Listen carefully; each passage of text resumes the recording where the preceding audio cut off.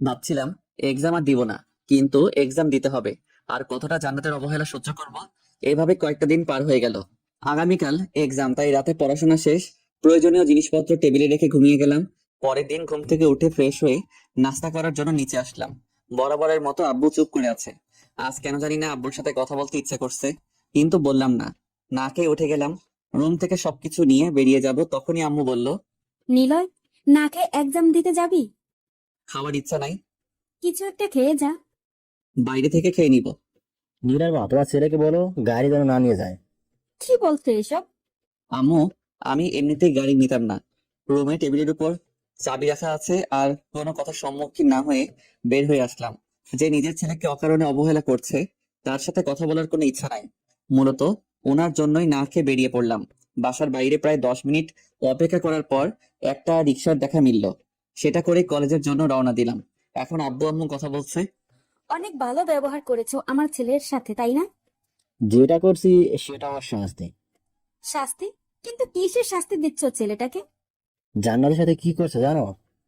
কি করেছে নিলয়? তোমার ছেলে জান্নাতকে কল দিয়ে বিভিন্ন ভাবে ভয় দেখিয়েছে। জেরিকে কিডন্যাপ করে জান্নাতকে হুমকি দিয়েছে। তারপরেও বললো তোমার ছেলে কিছু করেনি।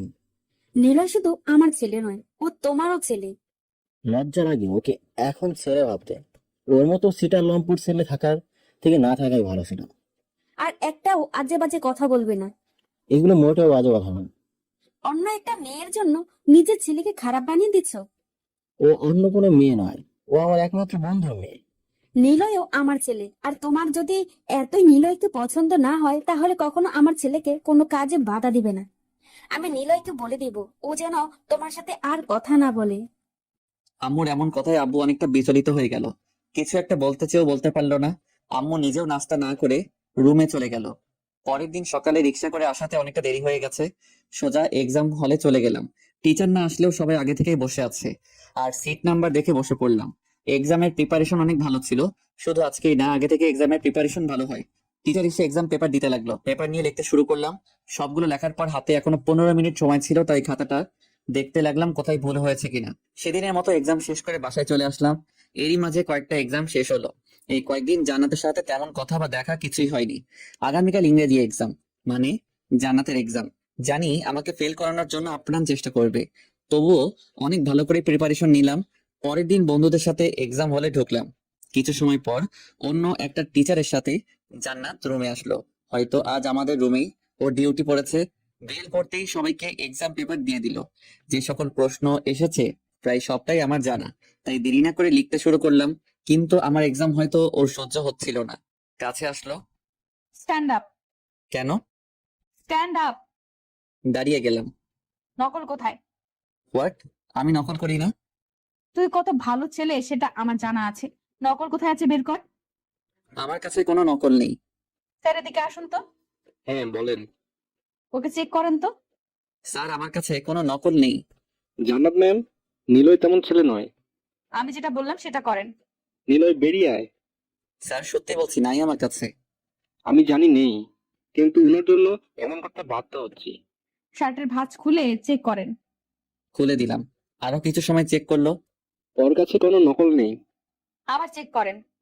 আর একটা বার আমাকে কেউ টাচ করবে না। তোর জায়গায় যদি অন্য কেউ হতো, এতটা সময় ওর কি অবস্থা করতাম নিজেও জানি না। আমাকে এভাবে লিখতে না দেওয়ার প্রথম এবং প্রধান কারণ হচ্ছে আমাকে ফেল করানো। আমি যদি ফেল করি, ক্লাসের একটা স্টুডেন্টস পাস করতে পারবে না। পাওয়ার দেখাচ্ছিস, তাই না? এই যে টেবিল থেকে বই নিয়ে আমার সিটে বসলাম, পারলে বই নিয়ে দেখা। আর একটা বার যদি আমাকে এভাবে ডিস্টার্ব করিস, আমার থেকে খারাপ আর কেউ হবে না। প্রচন্ড রাগ উঠে গেছে মাথায়। এক্সাম হল না হলে কি হতো আল্লাহ ভালো জানেন। 2 মিনিট পর শান্ত হওয়ার পর আবার পুনরায় লিখতে লাগলাম, তবে বইয়ের সাহায্যে না। এটা শুধু জান্নাতকে দেখানোর জন্য করা। প্রায় 15 মিনিট এমন ভাবে কেটে গেছে। দ্রুত লিখতে লাগলাম। ওয়ার্নিং বেল বেঁচে গেছে। এখন একটা প্রশ্ন লিখতে হবে। এক্সাম শেষ হওয়ার ঠিক আগ মুহূর্তে লেখা শেষ হলো। রিভিশন দেওয়ার কোনো সময় পেলাম না। বেল বাজার সাথে সাথে সবার আগে আমার খাতাটাই জান্নাত কেড়ে নিল। তবুও চুপচাপ সব মেনে নিলাম। বাইরে এসে বন্ধুদের থেকে বিদায় নিয়ে হেঁটে বাসার দিকে রওনা দিলাম। রিক্সা ভাড়ার টাকাটাও এখন কাছে নেই। কিছুটা সময় হাঁটার পর জান্নাতদের গাড়ি এসে সামনে থামলো। ভিতর থেকে আঙ্কেল বের হতেই সালাম দিলাম। তুই হেঁটে যাচ্ছিস কেন? হেঁটে যাওয়ার মতো কাজ করলে তো হেঁটে যেতে হবে, তাই না স্যার? বুঝলাম না, কি করছিস তুই? আপনার জেনে আর লাভ নেই। আয় গাড়ি তোর। তোকে নামিয়ে দিয়ে আমি আর জান্নাত বাসায় চলে যাব। ধন্যবাদ, তবে আমি একা যেতে পারবো। একটা রিক্সা করে যা। রিক্সা ভাড়ার টাকা নেই। এই নে টাকা। রাস্তার ফকির না আমি। আর আপনার বন্ধুকে যেসব কথা বলেছেন সেসবের জন্য ধন্যবাদ আঙ্কেল। কিছু একটা বলতে যাবে তখন রিয়ার ডাকে বাম পাশে তাকালাম। একটা রিক্সায় বসে আছে, হয়তো বাসায় যাচ্ছে। নিলয়, বাসে যাবে না? হুম, যাব।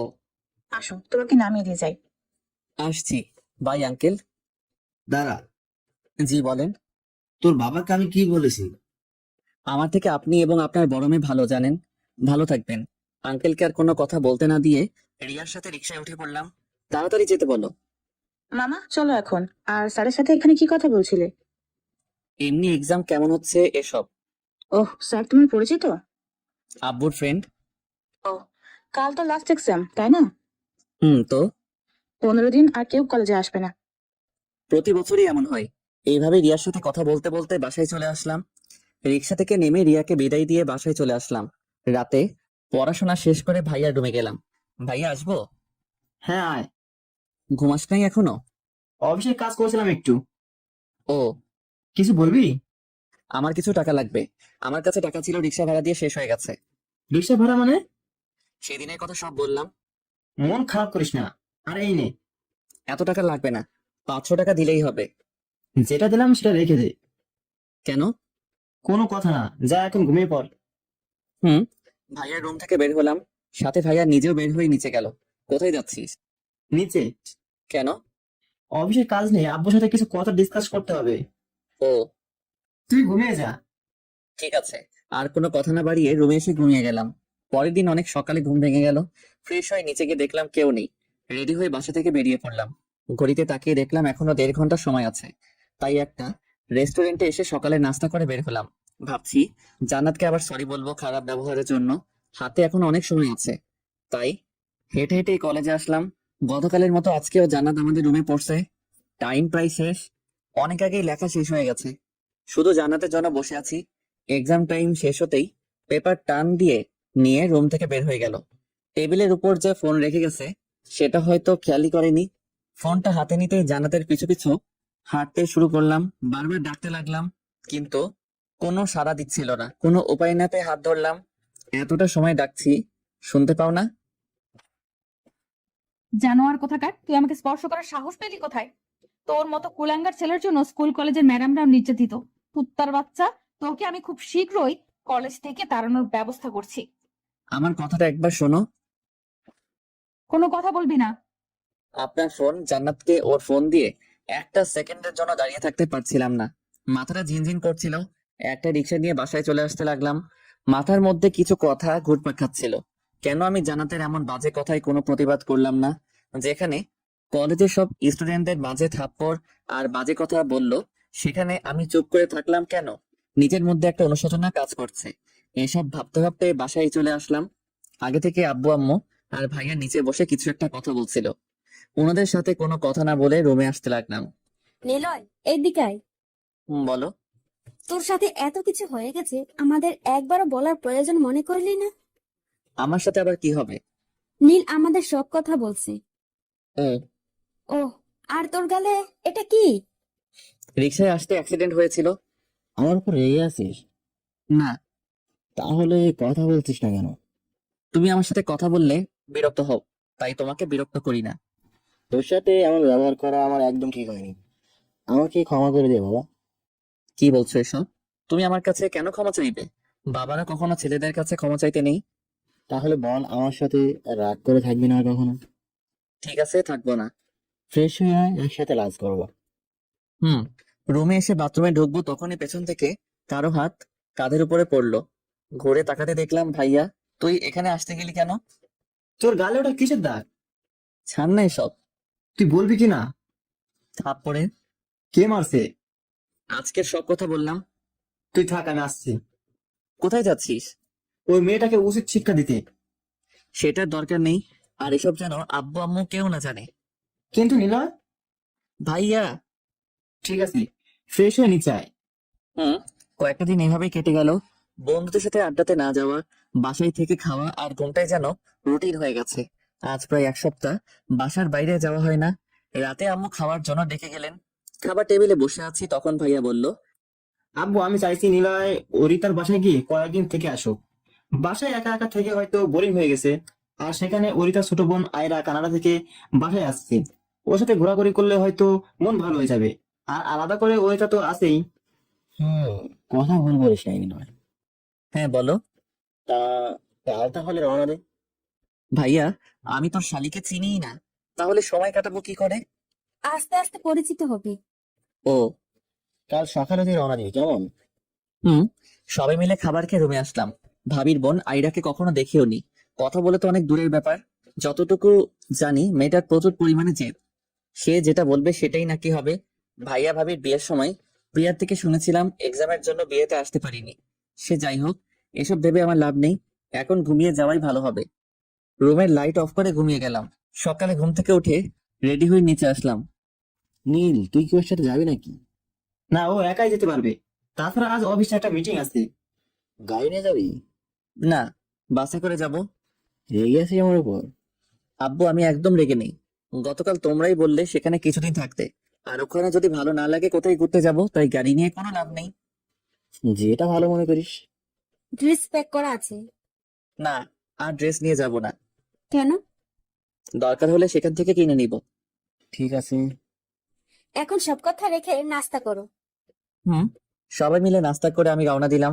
বাসায় থাকতে ভালো লাগছিল না, আবার যেতেও ভালো লাগছিল না, কিন্তু সবার কথার জন্যই যেতে হচ্ছে।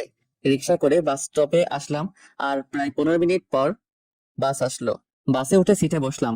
মাথার মধ্যে জান্নাতের কথাগুলো শক্ত করে চেপে বসেছে। কোনোভাবেই বলতে পারছি না ভুলে যেতে হবে এই ভালোবাসাকে। যে আমাকে বিশ্বাস করতে পারে না, সেই মানুষের কাছে এটা ভালোবাসা না। মোবাইলে গান শুনতে শুনতে বাস থামলো। গাড়ি থেকে নেমে একটা রিক্সা নিলাম। এখনো 10 মিনিটের রাস্তা। মিষ্টি রোদে রিক্সায় যেতে ভালোই লাগছে। ভাবিদের বাসার ঠিক আগ মুহূর্তে একটা স্কুলে চোখ আটকে গেল। ছেলে মেয়েরা স্কুলের র্যালির জন্য স্কুলের মাঠে দাঁড়িয়ে আছে। দেখতে ইচ্ছা করলেও আর দেখা হলো না। ভাবিদের বাসার সামনে এসে রিক্সাওয়ালাকে ভাড়া দিয়ে ভিতরে আসলাম। কাকে চাই? গেট খুলে ভিতরে এক পা দিতেই এমন একটা প্রশ্ন শুনতে হলো। সামনে তাকিয়ে দেখলাম কিছু মেয়ে আমার দিকে তাকিয়ে আছে। একদম বিরক্তিকর লাগছিল। পাশ কাটিয়ে আসতে যাব, তখনই একটা মেয়ে সামনে এসে দাঁড়ালো। তুই কে রে? আর কাকে চাস? চুপ করে আছি। তুই কথা বলতে পারিস না? হ্যাঁ। কে হুঁ? যেটা বললাম সেটার উত্তর দে। ভিতরে যাই জানতে পারবেন। তোকে এখন বলতে বলেছি মানে এখনই বলবি? পুনরায় পাশ কাটিয়ে আসতে যাব, কিন্তু হাত ধরে টান মেরে সামনে দাঁড় করালো। মেজাজটাই খারাপ করে দিল মেয়েটা। শালা, চিনি না জানি না, পরিচয় দিব কেন? তোকে বললাম না পরিচয় দিতে। তুই কে? কি? তুই আমাকে তুই করে বলছিস? জানিস আমি কে? জানি না বলেই প্রশ্ন করছি। তুই কে? আমি এই বাসার মেয়ে। আর তোর মতো ফকির এই বাসায় কি করতে আসছিস ভালো করেই জানি। বাসা থেকে বের হ, তোকে ভিক্ষা দিব না। সরি, কিসের ভিক্ষা? তোকে দেখেই বোঝা যাচ্ছে আজ তো একটা ভিক্ষুক। তোর নাম কি? আয়রা চৌধুরী। ও, ওকে বাই। আর কোনো কথা না বলে বাসা থেকে বের হব, তখনই পেছন থেকে ভাবির ডাক শুনলাম। নিলয়, কোথায় যাচ্ছিস? বাসায়। কেন? ভিক্ষুকদের বাসায় নেওয়ার থেকে না নেওয়া সবার জন্য বেটার। কি বলছিস এসব? তোমার বোনের থেকে সব শোনো। আয়রা, তুই ওকে কি বলেছিস? সব বললো। তুই এখন নিলয়কে সরি বল। আমি সরি বলবো কেন? যেটা বললাম সেটা কর। সরি। গুড। নিলয়, ভিতরে চল। হুম। ভাবির সাথে ভিতরে আসলাম। ভাবির ছোট মা আর আন্টি বসেছিল, তাদের সালাম দিলাম। আসতে কোনো সমস্যা হয়নি তো? না আন্টি। আম্মু পরে কথা বলবে, এখন ওকে একটু রেস্ট নিতে দাও। নিলয় চল। চলো। একটা রুমে নিয়ে আসলো। আমার ছোট মা কোথায়? ঘুমাই। তুই ফ্রেশ হয়ে নিচে আয়, আমি তোর জন্য খাবারের ব্যবস্থা করছি। ঠিক আছে। বিকেল বেলা ছাদের কোনায় দাঁড়িয়ে সিগারেট খাচ্ছি, কিন্তু কোথা থেকে যেন আইরা আসলো। এই বাসায় এসব খাওয়া নিষেধ। কোথাও লেখা আছে? এটা মৌখিক নিয়ম। শোন, তোর এসব নিয়ম আমি মানতে পারবো না, আর এখান থেকে তুই যা। ও হ্যালো, এটা আমার বাসা। তো? আপনি নিচে যান। ওকে। ক্যাচ। সিগারেট ছুঁড়ে মারলাম। আহ, বদমাইশ ছেলে, তোর সিগারেটের জন্য আমার হাতে ফোসকা পড়ে গেল। তোকে ক্যাচ ধরতে বলছে কে? তুই তো দিলি। দিলে কি ধরতে হবে নাকি? আমি এক্ষুনি আব্বুকে বলে দিচ্ছি। Best of luck. ধুর। রেগে গিয়ে ছাদ থেকে নেমে গেল। যেতে যেতে আমার গোষ্ঠী উদ্ধার করছে, সেসব আপনাদের জানতে হবে না। আরো কিছু সময় ছাদে থাকার পর রুমে এসে মুখ ধুয়ে নিলাম। রাতের খাবার খেয়ে ঘুমিয়ে গেলাম। পরের দিন বৃষ্টির মতো মুখে পানি পড়তেই লাফ দিয়ে উঠলাম। ছি, সারাটা শরীর ভিজে গেছে। দাঁত কটমট করে সামনে তাকাতেই রাগটা আরো বেড়ে গেল। ভাবির বজ্জাত বোন বালতি হাতে করে 32টা দাঁত বের করে দাঁড়িয়ে আছে। ওই সেমনি, তোর এমন করতে লজ্জা লাগে না? অচেনা একটা ছেলের সাথে এমন ব্যবহার করিস? তুমি গতকাল আমাকে কি করেছিলে ভুলে গেছো? আর অনেকবার ডাকছিলাম, কিন্তু তুমি নাক ডেকে ঘুমাচ্ছিলে। কোনো উপায় না পেয়ে এমন করেছি। আমি এখন কি পরবো? ধুর, তোমার আলাদা ড্রেস নেই? তোর চোখ নেই? গতকাল আমি একদম খালি হাতে এখানে আসছি। সরি সরি, একদম ভুলে গেছিলাম। নাস্তা করে শপিং করতে বের হব। তুই রুম থেকে বের হ। তুই করে বললে আমার কেমন জানি লাগে। তবু বলবো, যা ভাগ এখান থেকে। যাচ্ছি যাচ্ছি। আয়রা রুম থেকে বের হওয়ার পর ফ্রেশ হয়ে একটা টি শার্ট পরে নিচে আসলাম। নিলয়, আয় এখানে বস। হ্যাঁ, আভা কোথায়? ছোট মার কাছে আয়। ও, আঙ্কেল চাচ্চু আরো সবাই খাবার টেবিলে আসলো। আয়রা কোথায় গেল? নাস্তা করবে না? হালকা করেছে। ও, সবাই মিলে নাস্তা করে রুমে আসলাম। ফোনে গান বাজিয়ে গেম খেলতে লাগলাম। হঠাৎ ভাবি আয়রা আভাকে নিয়ে রুমে আসলো। কি করছিস? এই তো বসে আছি। আয়রা বলল তোর নাকি শপিং করতে হবে। ড্রেস আনা হয়নি বাসা থেকে। তুই আর আয়রা তাহলে ঘুরে আয়। আমি একাই যেতে পারবো। দেখলে বউ, তোমার দেবরের ভাব অনেক। তুই চুপ কর আর ওকে সাথে নিয়ে যা, ভালো লাগবে দুজনের। হুম। কি হো? আর ওনার কথা বলা দেখে মন চাই ঢিসুম করে মেরে দাঁত ফেলে দেই। একদম স্পিকলেস। আয়রা, চুপ থাকবে তুই। ওকে চুপ। ভাবি তোমার বোনকে রেডি হতে বলো। আমি রেডি। তাহলে চলো। আপু, গাড়ি নিয়ে যাই প্লিজ। যদি অ্যাক্সিডেন্ট করিস, দেখে শুনে চালাবো। পাক্কা তো? একদম। ঠিক আছে, নিচ থেকে চাবি নিয়ে যা। ওকে।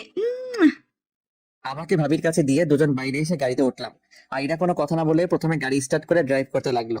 বিদেশ থেকে আসা মেয়েরা সামান্য গাড়ি চালানো ব্যাপার না, তবে তার গাড়ি চালানো দেখে জান্নাতের কথা মনে পড়ে গেল। নিজের অনিচ্ছা সত্ত্বেও বারবার সেই মায়াবী চেহারাটাই চোখের সামনে ভেসে উঠছে। তুমি কি আমার প্রতি রেগে আছো? না, তাহলে চুপ করে আছো কেন? এমনি ভালো লাগছে না। আমরা কি ফ্রেন্ড হতে পারি? হুম। আমি আয়রা। নতুন করে পরিচয় হওয়ার কি আছে? তুমি বলবে কি না? আমি নিলয়। তোমার কোনো গার্লফ্রেন্ড আছে? এসব শুনতে ভালো লাগছে না। ওকে, এসব বাদ দাও। আচ্ছা নিলয়, তুমি কি সবসময় এমন চুপচাপ থাকো? ভাবির থেকে যেন। আপু বলে তুমি অনেক বেশি কথা বলো। হ্যাঁ, ঠিকই বলছে, কিন্তু এখন মন খারাপ, তাই কথা বলতে ভালো লাগছে না। কেন? মলে চলে আসছি, নামো এখন। ওকে। দুজনে মিলে মলের ভিতরে গিয়ে ড্রেস পছন্দ করতে লাগলাম। কথায় আছে, মন খারাপ থাকলে কোনো কিছুতেই মন বসে না। ঠিক সেটাই হয়েছে। আমার এমন মুড দেখে আয়রা কিছু ড্রেস সিলেক্ট করলো। দেখতে খুব একটা খারাপ না, তাই আমিও হ্যাঁ বলে দিলাম। আমার জন্য দুটো শার্ট, দুটো প্যান্ট আর কিছু টি শার্ট নিল, আর নিজের জন্য একটা ব্ল্যাক আর ব্লু কালারের ড্রেস নিল। এখন যাই। তো এখানে কি থাকতে আসছে নাকি? কখনো সুন্দর করে কথা বলতে পারো না? পারি, বাট তোমাকে বলবো না। এখন চলো। ঢং। মল থেকে বের হয়ে দুজন গাড়িতে উঠলাম। নিলয়, হ্যাঁ, তোমার ইচ্ছা কি? কিছুই না। আর তোমার এসব আজাইরা প্যাচাল বন্ধ করো, না হলে কানের নিচে একটা মারবো। আমার বাবা স্বয়ং ডিসি মহোদয়, আর তুমি আমাকে মারার হুমকি দাও? তোমার সাহস তো কম না। থু। এমন করলে কেন? ইচ্ছা। অনেকটা সময় ড্রাইভ করার পর সামনে চোখ পড়তে বুকের মধ্যে একটা ভয় কাজ করতে লাগলো। আইরা, গাড়ি থামাও। কেন? আমি বলছি তাই। কিন্তু কেন?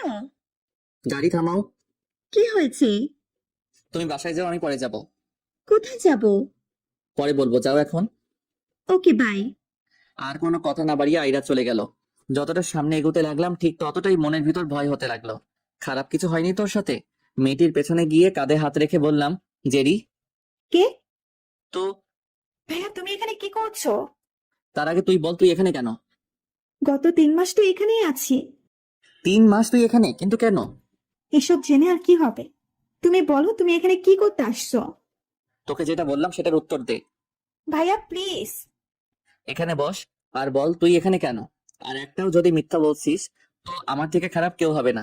জেরি কিছু না বলেই কান্না করে দিল। কান্না করিস না, খুলে বল আমাকে কি হয়েছে। বলছি, সেদিন তোমাদের বাসা থেকে ফিরেই শুরু হয় আমার উপর বাজে ব্যবহার। অনেক ভয় পেয়ে গেছিলাম, তাই বাসায় গিয়ে প্রথমে আমি রুমে চলে যাই। কিন্তু কিছু সময় পর আপু আমার রুমে আসে, অনেক বেশি রাগান্বিত অবস্থায়। তোর লজ্জা করলো না অচেনা একটা ছেলের সাথে প্ল্যান করে নিজের পরিবারকে কষ্ট দিতে? কি হলো, কথা বলছিস না কেন? আমাকে মারছো কেন? তোকে আমি মেরেই ফেলবো। এতই যদি কিডন্যাপ হওয়ার শখ ছিল, তাহলে আমাকে এসবের মাঝে এনে ভয়ে রাখার কি দরকার ছিল? আপু প্লিজ, আমাকে ছেড়ে দাও, আমার অনেক কষ্ট হচ্ছে। এখন কষ্ট হচ্ছে, তখন আমার কি হয়েছিল?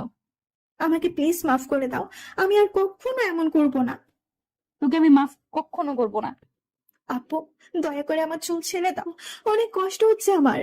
তোর এই মিথ্যা নাটক একদম আমার সামনে করবি না। আর তোর নিলয়কে বল তোকে বাঁচাতে। আপুকে দেখে আমি অনেক ভয় পেয়ে যাই। আমি জানি ও অনেক রাগী, মাঝে মাঝে তার চেহারা, রাগী চেহারা দেখলেও এমন রাগী চেহারা দেখিনি। আমি তখন আর কিছু বলছিলাম না। আপু আমার চুল ধরে বারবার চট থাপ্পড় দিচ্ছিল, কিন্তু আমার একটা কথা মনে পড়তেই নিস্তব্ধ হয়ে যায়। মুখ বুঝে তার সব অত্যাচার সহ্য করতে লাগলাম। অনেক সময় আপু আমাকে মারার পর ধাক্কা দিয়ে ফেলে দিয়ে চলে যায়, হয়তো সে খেয়ালই করছিল না আমার মাথাটা টেবিলের সাথে লেগে কপাল কেটে গিয়ে রক্ত বের হচ্ছে। আপু রুম থেকে বের হয়ে যাওয়ার পরেও আমি ঠিক সেইভাবেই পড়েছিলাম। সত্যি বলতে আমার ওঠার শক্তিই ছিল না। থাপ্পড় খেয়ে ঠোঁট দিয়ে আর কপাল দিয়ে রক্ত বের হচ্ছিল। অনেকটা সময় পর আস্তে আস্তে উঠে রুমের দরজা আটকিয়ে দিলাম। ড্রয়ার থেকে ফার্স্ট বক্স বের করে রক্ত মুছে মলম লাগিয়ে নিলাম। বারবার কান্না থামাতে গিয়েও পারছিলাম না। ইচ্ছে করছিল চলে চিৎকার করি, কিন্তু ভয় ছিল যদি আবার আপু আমাকে রুমে এসে মারে। ভাইয়া, তোমরা হয়তো জানো না, আমার ছোট থেকে শ্বাসকষ্টের রোগ আছে। অনেক কষ্ট করে কান্না থামিয়ে বিছানায় শরীরটা এলিয়ে দিলাম। বুঝতেই পারিনি কখন ঘুমিয়ে গেছিলাম। ভাইয়া বিশ্বাস করো, আমি যদি সেই সময় মারা যেতাম তাহলে অনেক খুশি হতাম, কিন্তু সেটা হয়নি। চোখ খোলার পর পাশে ডাক্তার আর আপুকে দেখতে পেলাম। আমাকে চোখ খুলতে দেখে আপু বলল, একটু দেখে চলাফেরা করতে পারিস না? জানলা যদি না থাকতো তাহলে তো খারাপ কিছু হয়ে যেত, তাই না? আপুর কথা শুনে বুঝতে পারলাম আপু ওনাকে ভুলভাল বুঝিয়েছে। এখানেই শেষ না ভাইয়া, সারাটা সময় আমার উপর অত্যাচার করতো। শ্বাসকষ্ট অনেক বেড়ে যেত তার এমন ব্যবহার দেখে। রাতে বসে বসে পড়ছিলাম, তখন আপু রুমে আসলো। বইয়ের জামা কাপড় গুছিয়ে নে। কেন? কাল থেকে তুই হোস্টেলে থাকবি। আপু প্লিজ, আমাকে হোস্টেলে দিও না, আমি একা একা থাকতে পারবো না।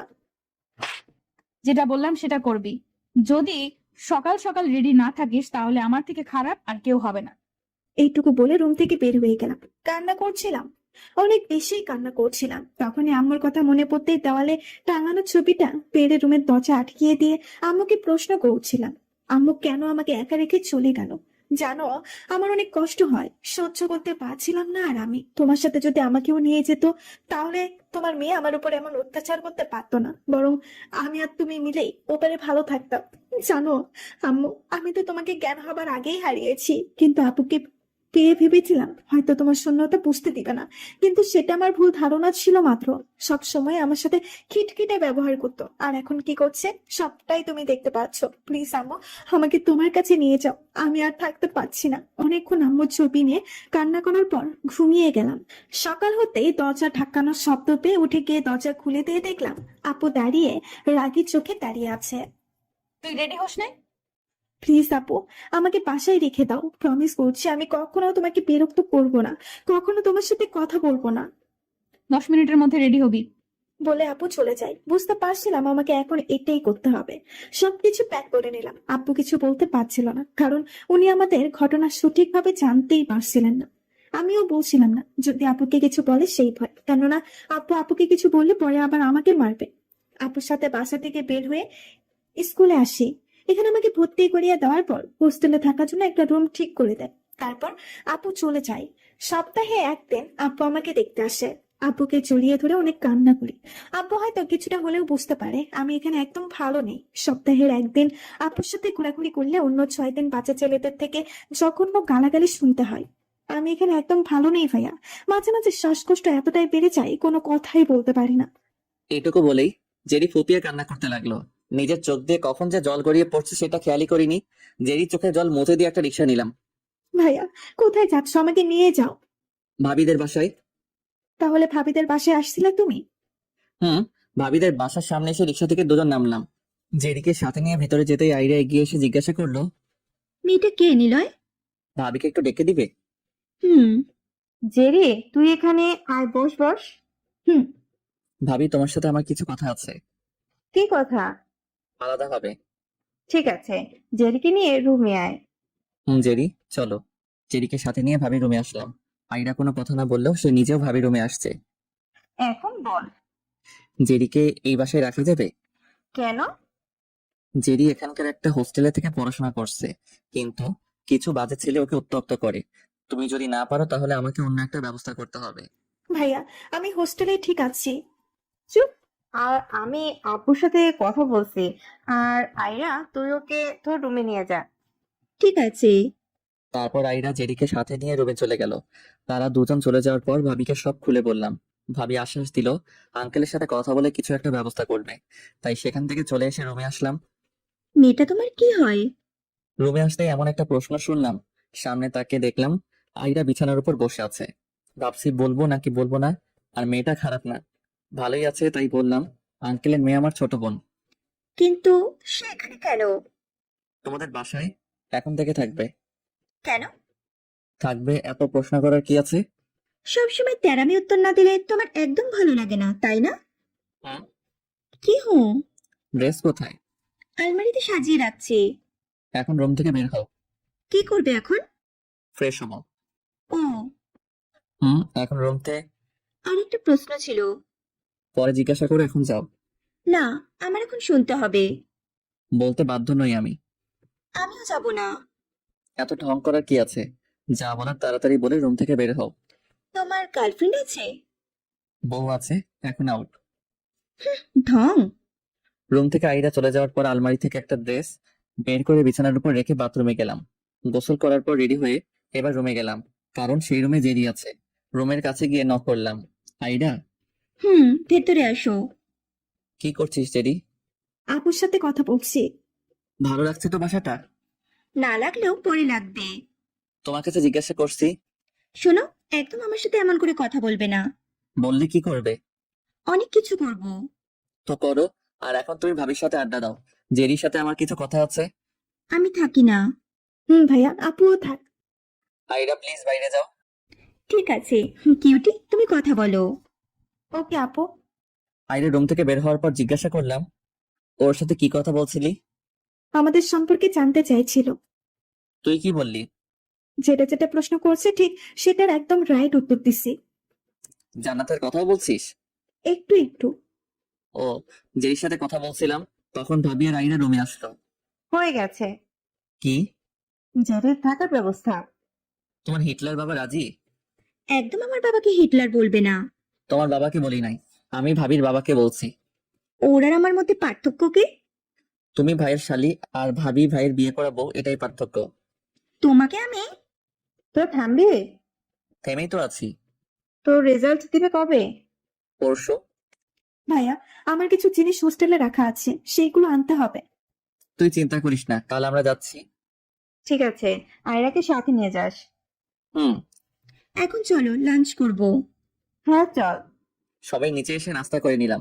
বিকেলবেলা আয়রাকে সাথে নিয়ে আমি আর জেরি ঘুরতে বের হলাম। খোলামেলা পরিবেশে থাকলে অন্তত জেরির মনটা ভালো থাকবে। অনেকটা পথ আয়রা ড্রাইভ করার পর একটা বিশাল মাঠের কাছে এসে গাড়িটা পার্ক করলো। মাঠ বললে ভুল হবে, চারপাশে ভিন্ন ভিন্ন গাছ দিয়ে পরিপূর্ণ। গাড়ি থেকে নেমে তিনজন একটা গাছের নিচে বসে আড্ডা দিতে লাগলাম। জেরি, তোমার বয়ফ্রেন্ড আছে? আমার আবার কিসের বয়ফ্রেন্ড? সত্যি কথা বলো, আছে কি না? আছে। OMG, তার নামটা কি শুনি? নিলয় ভাইয়া। মুচকে একটা হাসি দিলাম। মজা নাও আমার সাথে। এখানে তো মজা করার জন্যই এসেছি। রাইট। যাও, আমাদের জন্য চিপস আনো। সবাই মিলে আনতে চায়। সেটাই ভালো হবে। ওকে, চলো তাহলে। তিনজন মিলে একটা দোকান থেকে চিপস কিনে আরো কিছু সময় ঘোরাঘুরি করার পর সন্ধ্যার আগ মুহূর্ত বাসার দিকে রওনা দিলাম। আইরা মেয়েটা খারাপ না, সবাইকে সাথে করে নিয়ে হ্যাপি থাকতে চায়। তার থেকেও ওর একটা জিনিস, সেটা হলো অনেক সহজে মানুষকে আপন করে নিতে পারে। এটা সবার কাছে কেমন লাগে জানি না, তবে আমার কাছে অনেক ভালো লাগে। আইরাকে নিয়ে তেমন কথা বলা হয়নি, এখন বলছি শুনুন। চেহারা ধবধবে সাদা, চুলে লাল রং দিয়ে কালার করা, চোখটা ভিন্ন রকম, সুন্দর চেহারার গঠন, যেটা দেখে যে কেউ ক্রাশ খাবে। আপনাদের সাথে কথা বলতে বলতে বাসায় চলে আসছি। গাড়ি পার্ক করে সবাই ভিতরে গিয়ে ফ্রেশ হয়ে নিলাম। তারপর ডিনার করে ঘুমিয়ে গেলাম। পরের দিন সকালে ঘুম থেকে উঠে নাস্তা করে নিলাম। ভাবি রুমে এসে আভার সাথে খেলতে লাগলাম। অনেকটা সময় পর জেরি আর আইরা রেডি হয়ে ভাবির রুমে আসলো। ভাইয়া, আমরা রেডি। ও ঠিক আছে, চল। ভাবি আমাকে নাও। সাবধানে যাস। ওকে। বাসা থেকে স্কুলের দূরত্ব বেশি না, মাত্র 5 মিনিট সময় লাগে। তাই তিনজন হেঁটে হেঁটে রওনা দিলাম। স্কুলে যাওয়ার আগে লাইন ক্রস করার সময় জেরি আগে লাইন ক্রস করলো। আমরা দুজন আশেপাশে তাকিয়ে লাইন ক্রস করে ওপাশে আসতেই কিছু ছেলের বাজে মন্তব্য শুনতে পেলাম। ছেলেগুলোর দিকে তাকিয়ে স্পষ্ট বুঝতে পারলাম অন্য কাউকে না, জেরিকেই এসব মন্তব্য করছে। মাথায় যে কি পরিমাণ রাগ হচ্ছিল সেটা বলে বোঝানো যাবে না। ছেলেগুলোর দিকে এগিয়ে যাওয়ার আগেই আইরা কাছে গেল। সবাই চুপ করে আছে। কাকে বাজে মন্তব্য করেছিলি জানিস? না আপু। একটা অচেনা মেয়েকে টিস করতে তোদের লজ্জা করে না? সরি আপু, আমাদের ভুল হয়ে গেছে।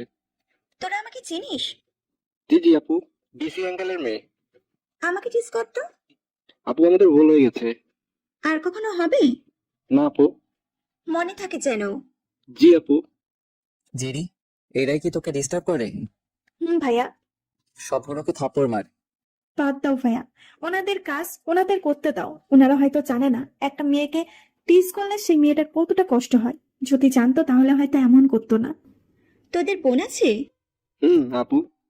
জেরির মতো যদি তোমাদের বোনকে এইভাবে টিস করা হয় কি করবে তোমরা? হয়তো ছেলেটাকে খুন করবে, তাই না? জি। তাহলে এই মেয়েটাকে কেন টিচ করছো? আর ওর দিকে দেখো, সুযোগ পেয়েও তোমাদের সকলকে ক্ষমা করে দিল। সরি ভাইয়া, আমাদের ভুল হয়ে গেছে। প্রমিস করছি আর কখনো এমন হবে না। না হলেই ভালো। যেই বোন, দয়া করে আমাদের ক্ষমা করে দাও। আমরা আজকের পর থেকে শুধু তোমাকেই না, স্কুলের কাউকেই টিস করবো না। নিজের ভুল বুঝতে পারছেন, এটাই অনেক। হুম। ছেলেগুলোর থেকে চলে এসে স্কুলের প্রিন্সিপাল স্যারের সাথে কথা বলে হোস্টেল থেকে প্রয়োজনীয় সব জিনিসপত্র নিয়ে একটা গাড়ি নিয়ে বাসার সামনে চলে আসলাম। পরের দিন সকাল সকাল রাস্তা শেষ করে আইডার সাথে কলেজে রওনা দিলাম। আমি অবশ্য ওকে নিতে চাইছিলাম না, কিন্তু এই মেয়েটা একদম জেদি। সবাইকে বলে দিছে যে আমি ওকে সাথে নিয়ে যাই। সবার কথা তো আর ফেলা যায় না, তাই ওকে সাথে নিতে হলো। শুনলাম তুমি নাকি কিডন্যাপার। তোমাকে এসব কে বললো? আমার কিউটি ফ্রেন্ড। দুদিনেই ফ্রেন্ড? হতে পারি না? পারো, বাট তুমি যে পরিমাণে তেরামো করো যে কেউ তোমাকে ফ্রেন্ড করবে না। সবাইকে আমার লাগবেও না। আমি চাই যারা সত্যিকারের বন্ধু হয়ে পাশে থাকবে তাদের। ভালো তো। তুমি নিজের সম্পর্কে কিছু বলতে চাও না কেন শুনি? বলার মতো কিছু নেই, তুমি তোমাকে নিয়ে বলো। সব তো জানো। কানাডায় কি করতে সেটা বলো। ওখানে আমরা সবাই এত এত আনন্দ করতাম, যেটা বললে শেষ হবে না। তোমার শেষ করার দরকার নেই।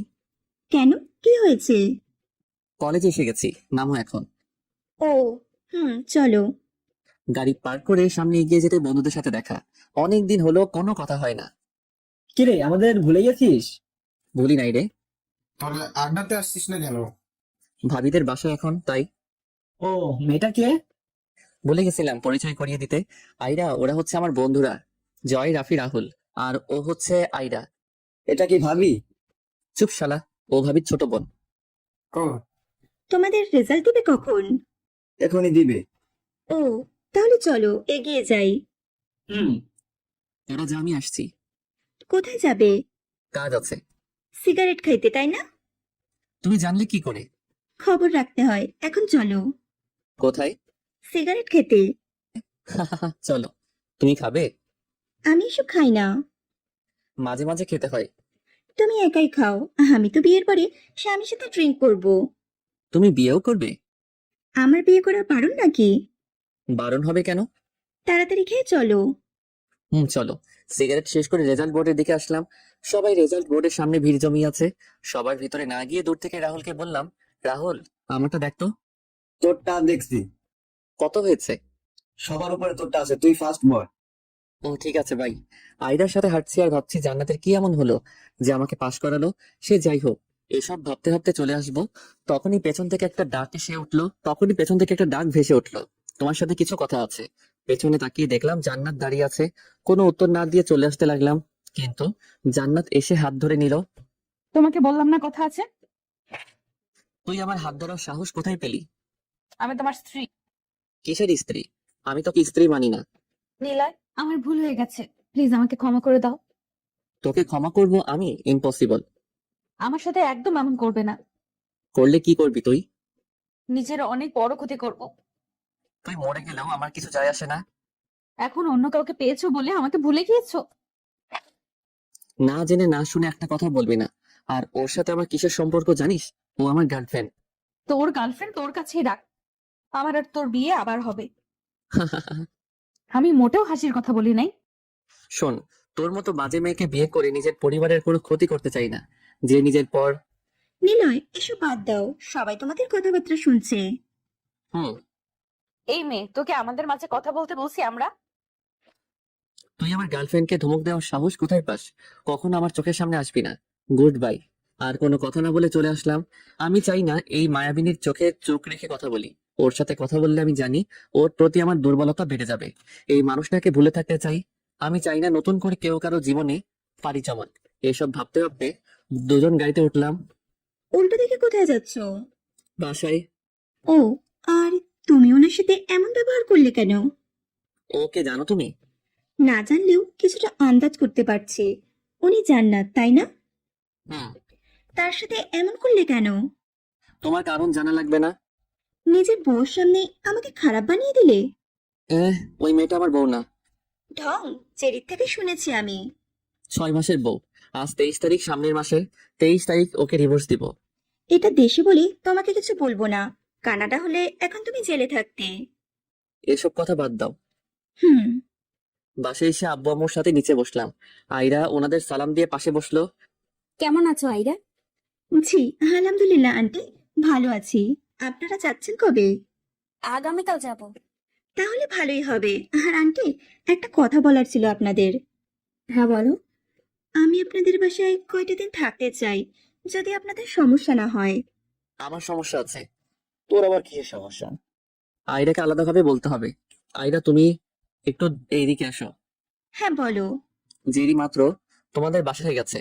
এখন তুমি যদি আমাদের এখানে থাকো তাহলে ও একদম একা হয়ে যাবে। হুম, একদম মাথায় ছিল না। এখন ঢুকিয়ে নাও। ঠিক আছে চলো। হুম।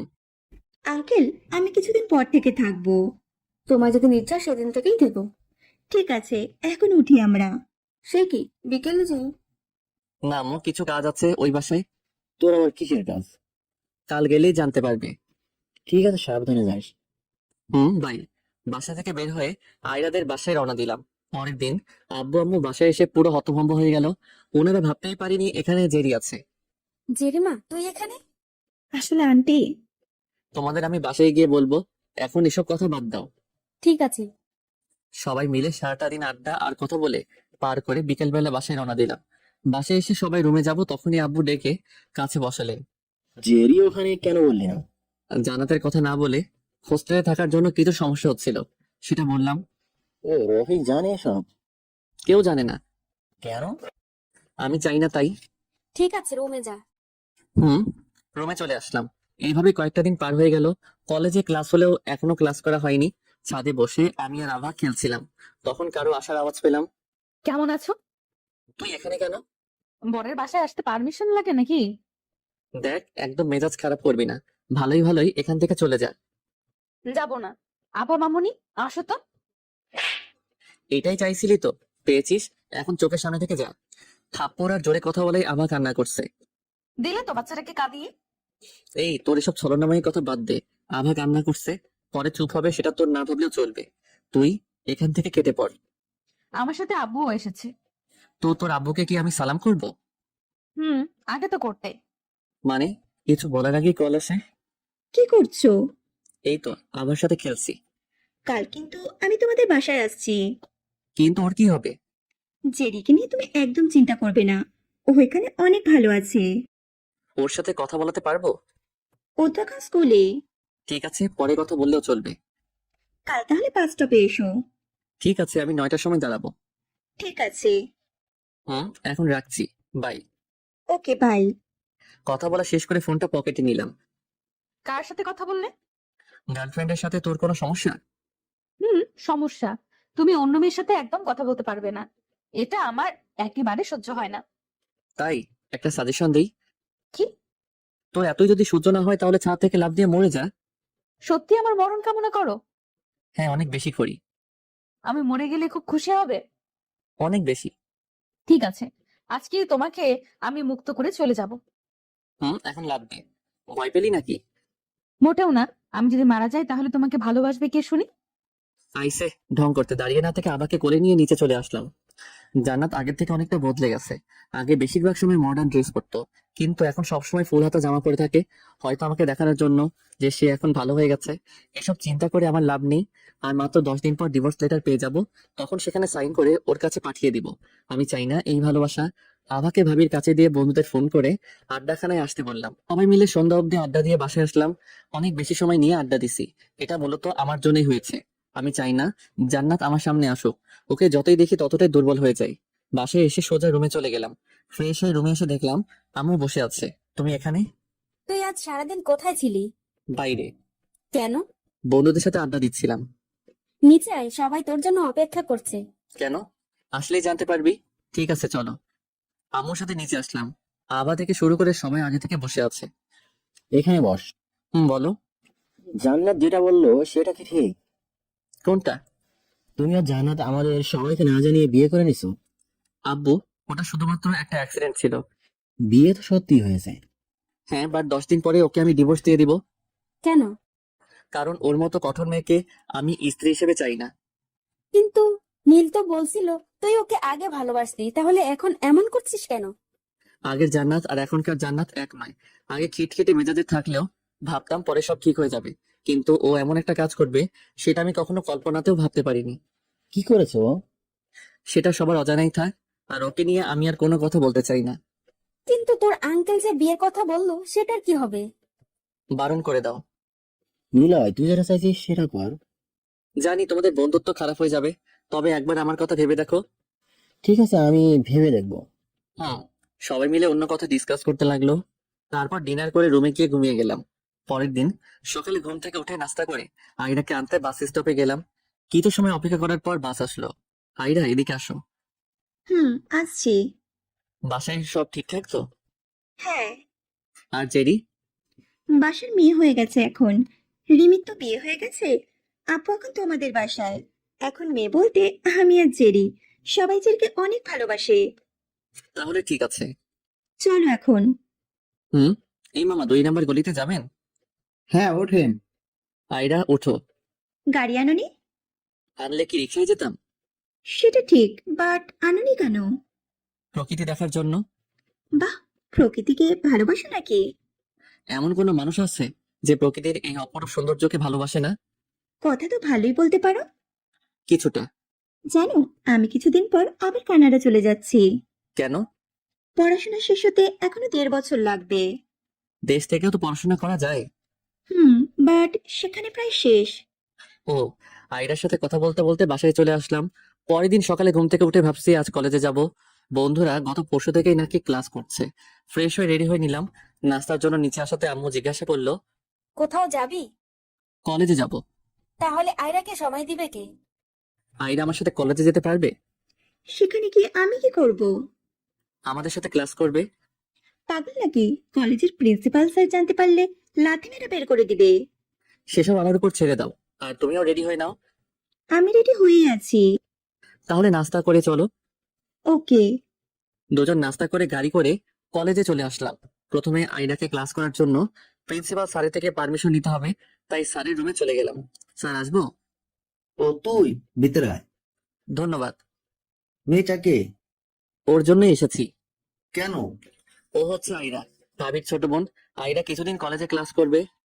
এটা তো কলেজের নিয়মের বাইরে। আপনি চাইলে সবই সম্ভব। আচ্ছা ঠিক আছে। থ্যাঙ্কস। আসছি। ঠিক আছে।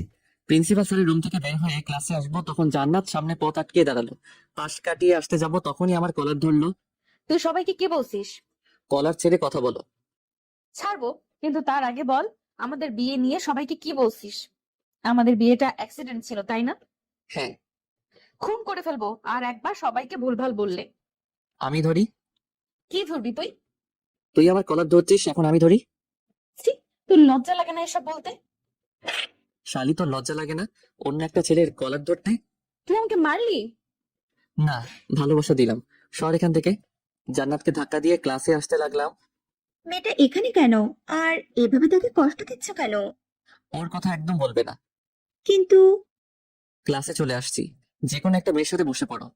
ঠিক আছে। হুম। প্রথম ক্লাস শেষ হওয়ার পর জান্নাত ক্লাসে আসলো। আইরাকে ক্লাসে দেখে হয়তো কিছুটা অবাক হয়েছে, তাই দাঁড় করালো। এই মেয়ে, তুমি দাঁড়াও। এখনো বুঝতে পারোনি? তুমি দাঁড়াও। আমি? হ্যাঁ, তুমি। বলো। বলো না, বলেন, উনি আমাদের ক্লাসে ম্যাডাম। সরি, বলেন ম্যাম। তুমি এখানে কেন? ক্লাস করতে আসছি। তুমি তো ক্লাসের স্টুডেন্ট না। প্রিন্সিপাল স্যারের কাছে জিজ্ঞেস করুন। এখানে আপনি ক্লাস নিতে আসছেন, ক্লাস নেন। বসো তুমি। সবগুলো ক্লাস করে বাইরে আসলাম। নিলয়, তোমার সাথে আমার কথা আছে। আমার নেই। একটু তো শুনবে। শোনার প্রয়োজন মনে করি না, বাই। জান্নাতকে কিছু বলতে না দিয়ে আইরাকে সাথে নিয়ে বাসায় চলে আসলাম। জান্নাতের প্রতি অবহেলার মাত্রা অনেক গুণ বেড়ে গেছে। তারিখ অনুযায়ী আগামী পরশু কোর্ট থেকে ডিভোর্স লেটার আসবে। জানি না, কথাটি মনে পড়তে মনটা খারাপ হয়ে গেছে। কারোর সাথে তেমন কোনো কথা বলছি না। হ্যাঁ, জান্নাতকে এখন ঘৃণা করি, তবে সেটা শুধুমাত্র বহিঃপ্রকাশ। ভিতরে আমি আজও সেই রাগী আর খিটখিটে স্বভাবের জান্নাতকে চাই। কিন্তু আমি তো এই জান্নাতকে চাইনি। যে জান্নাত এতটা পাষাণ মোড়ের, জান্নাতের স্থানে আদৌ কাউকে জায়গা দিতে পারবো কিনা জানি না। তবে আমি এই নতুন জান্নাতকে চাই না। আইরা গতকাল বাসায় চলে গেছে, তাই আজ একাই কলেজে যেতে হবে। এই কয়েকদিন আইরার সাথে অনেক ভালো ভাব জমেছিল। সকালের নাস্তা করে কলেজে রওনা দিলাম। রাহুলরা আগে থেকেই আসছে, তাই ওদের কাছে গেলাম। সবাই টুকটাক কথা বলছে, কিন্তু বরাবরের মতো সে আগের মতোই চুপচাপ আছি। কিরে, মন খারাপ? না তো, তাহলে চুপচাপ আছিস যে? এমনি। চল ক্লাসে যাই। হ্যাঁ চল। সবাই মিলে ক্লাসে আসবো, তখনই জান্নাত হাত ধরে এক পাশে নিয়ে গেল।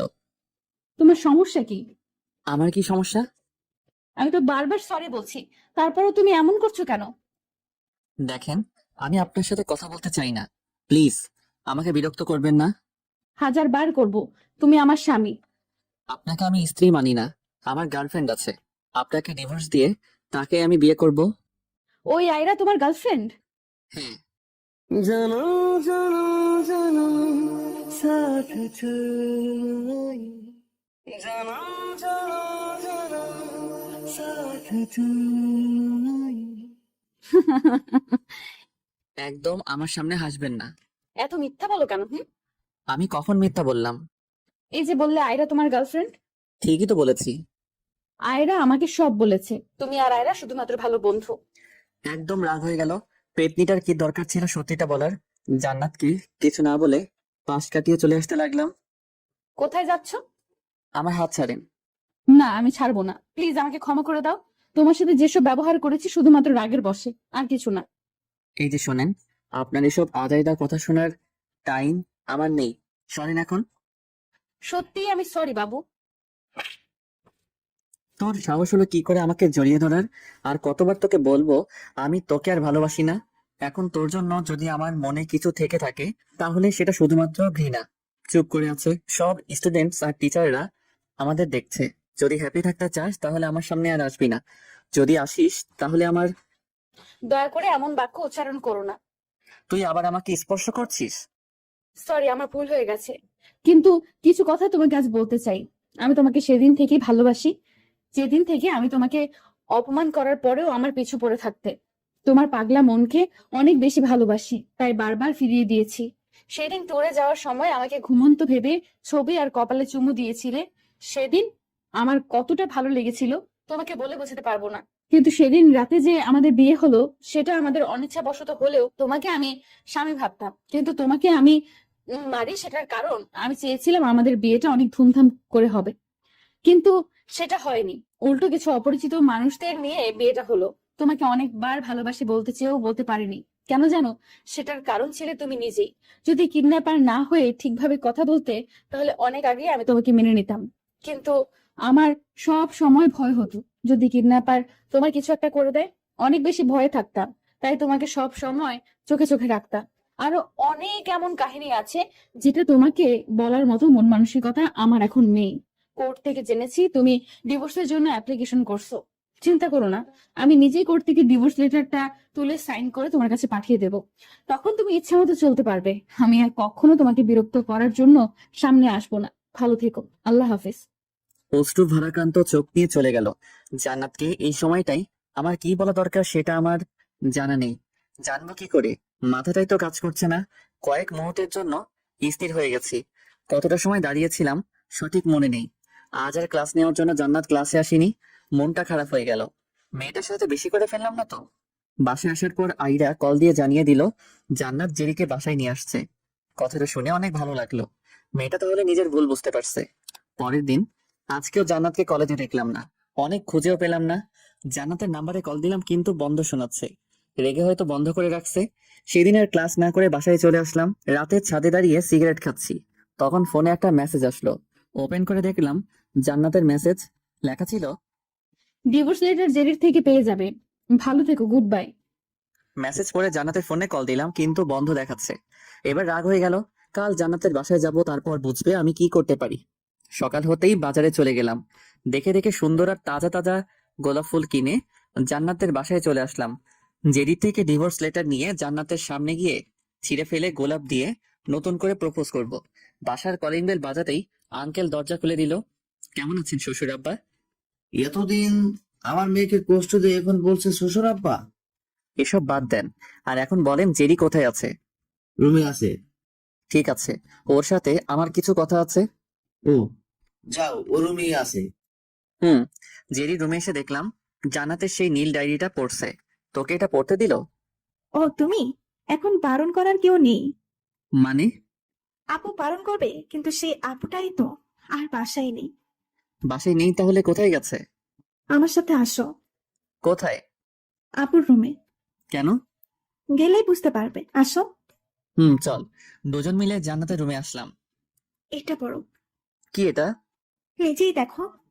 জেরি, আমি হয়তো তোকে অনেক বেশি কষ্ট দিয়েছি, কিন্তু বিশ্বাস কর, তোকে যতটা কষ্ট দিয়েছি তার থেকেও বেশি কষ্ট নিজে পেয়েছি। আমার রুমে একটা ডায়েরি আছে, যেটা তুই ধরলেই বকা দিতাম। কিন্তু তুই কি জানিস ডায়েরিটাতে কি লেখা আছে? আমি আজ তোকে পারমিশন দিয়ে গেলাম, ডায়েরিটা এখন তোর। তুই এখন পড়তে পারিস, আর আমাকে নিয়ে চিন্তা করিস না। আব্বুকে বলিস আমি বড় পাপার অফিসে জব করে নিজেকে গুছিয়ে নিতে পারবো। আমার মতো তুই আবার আব্বুকে ছেড়ে যাস না, আব্বুকে সাথে নিয়ে ভালো থাকিস। এখন তুমি ডায়েরিটা পড়ো।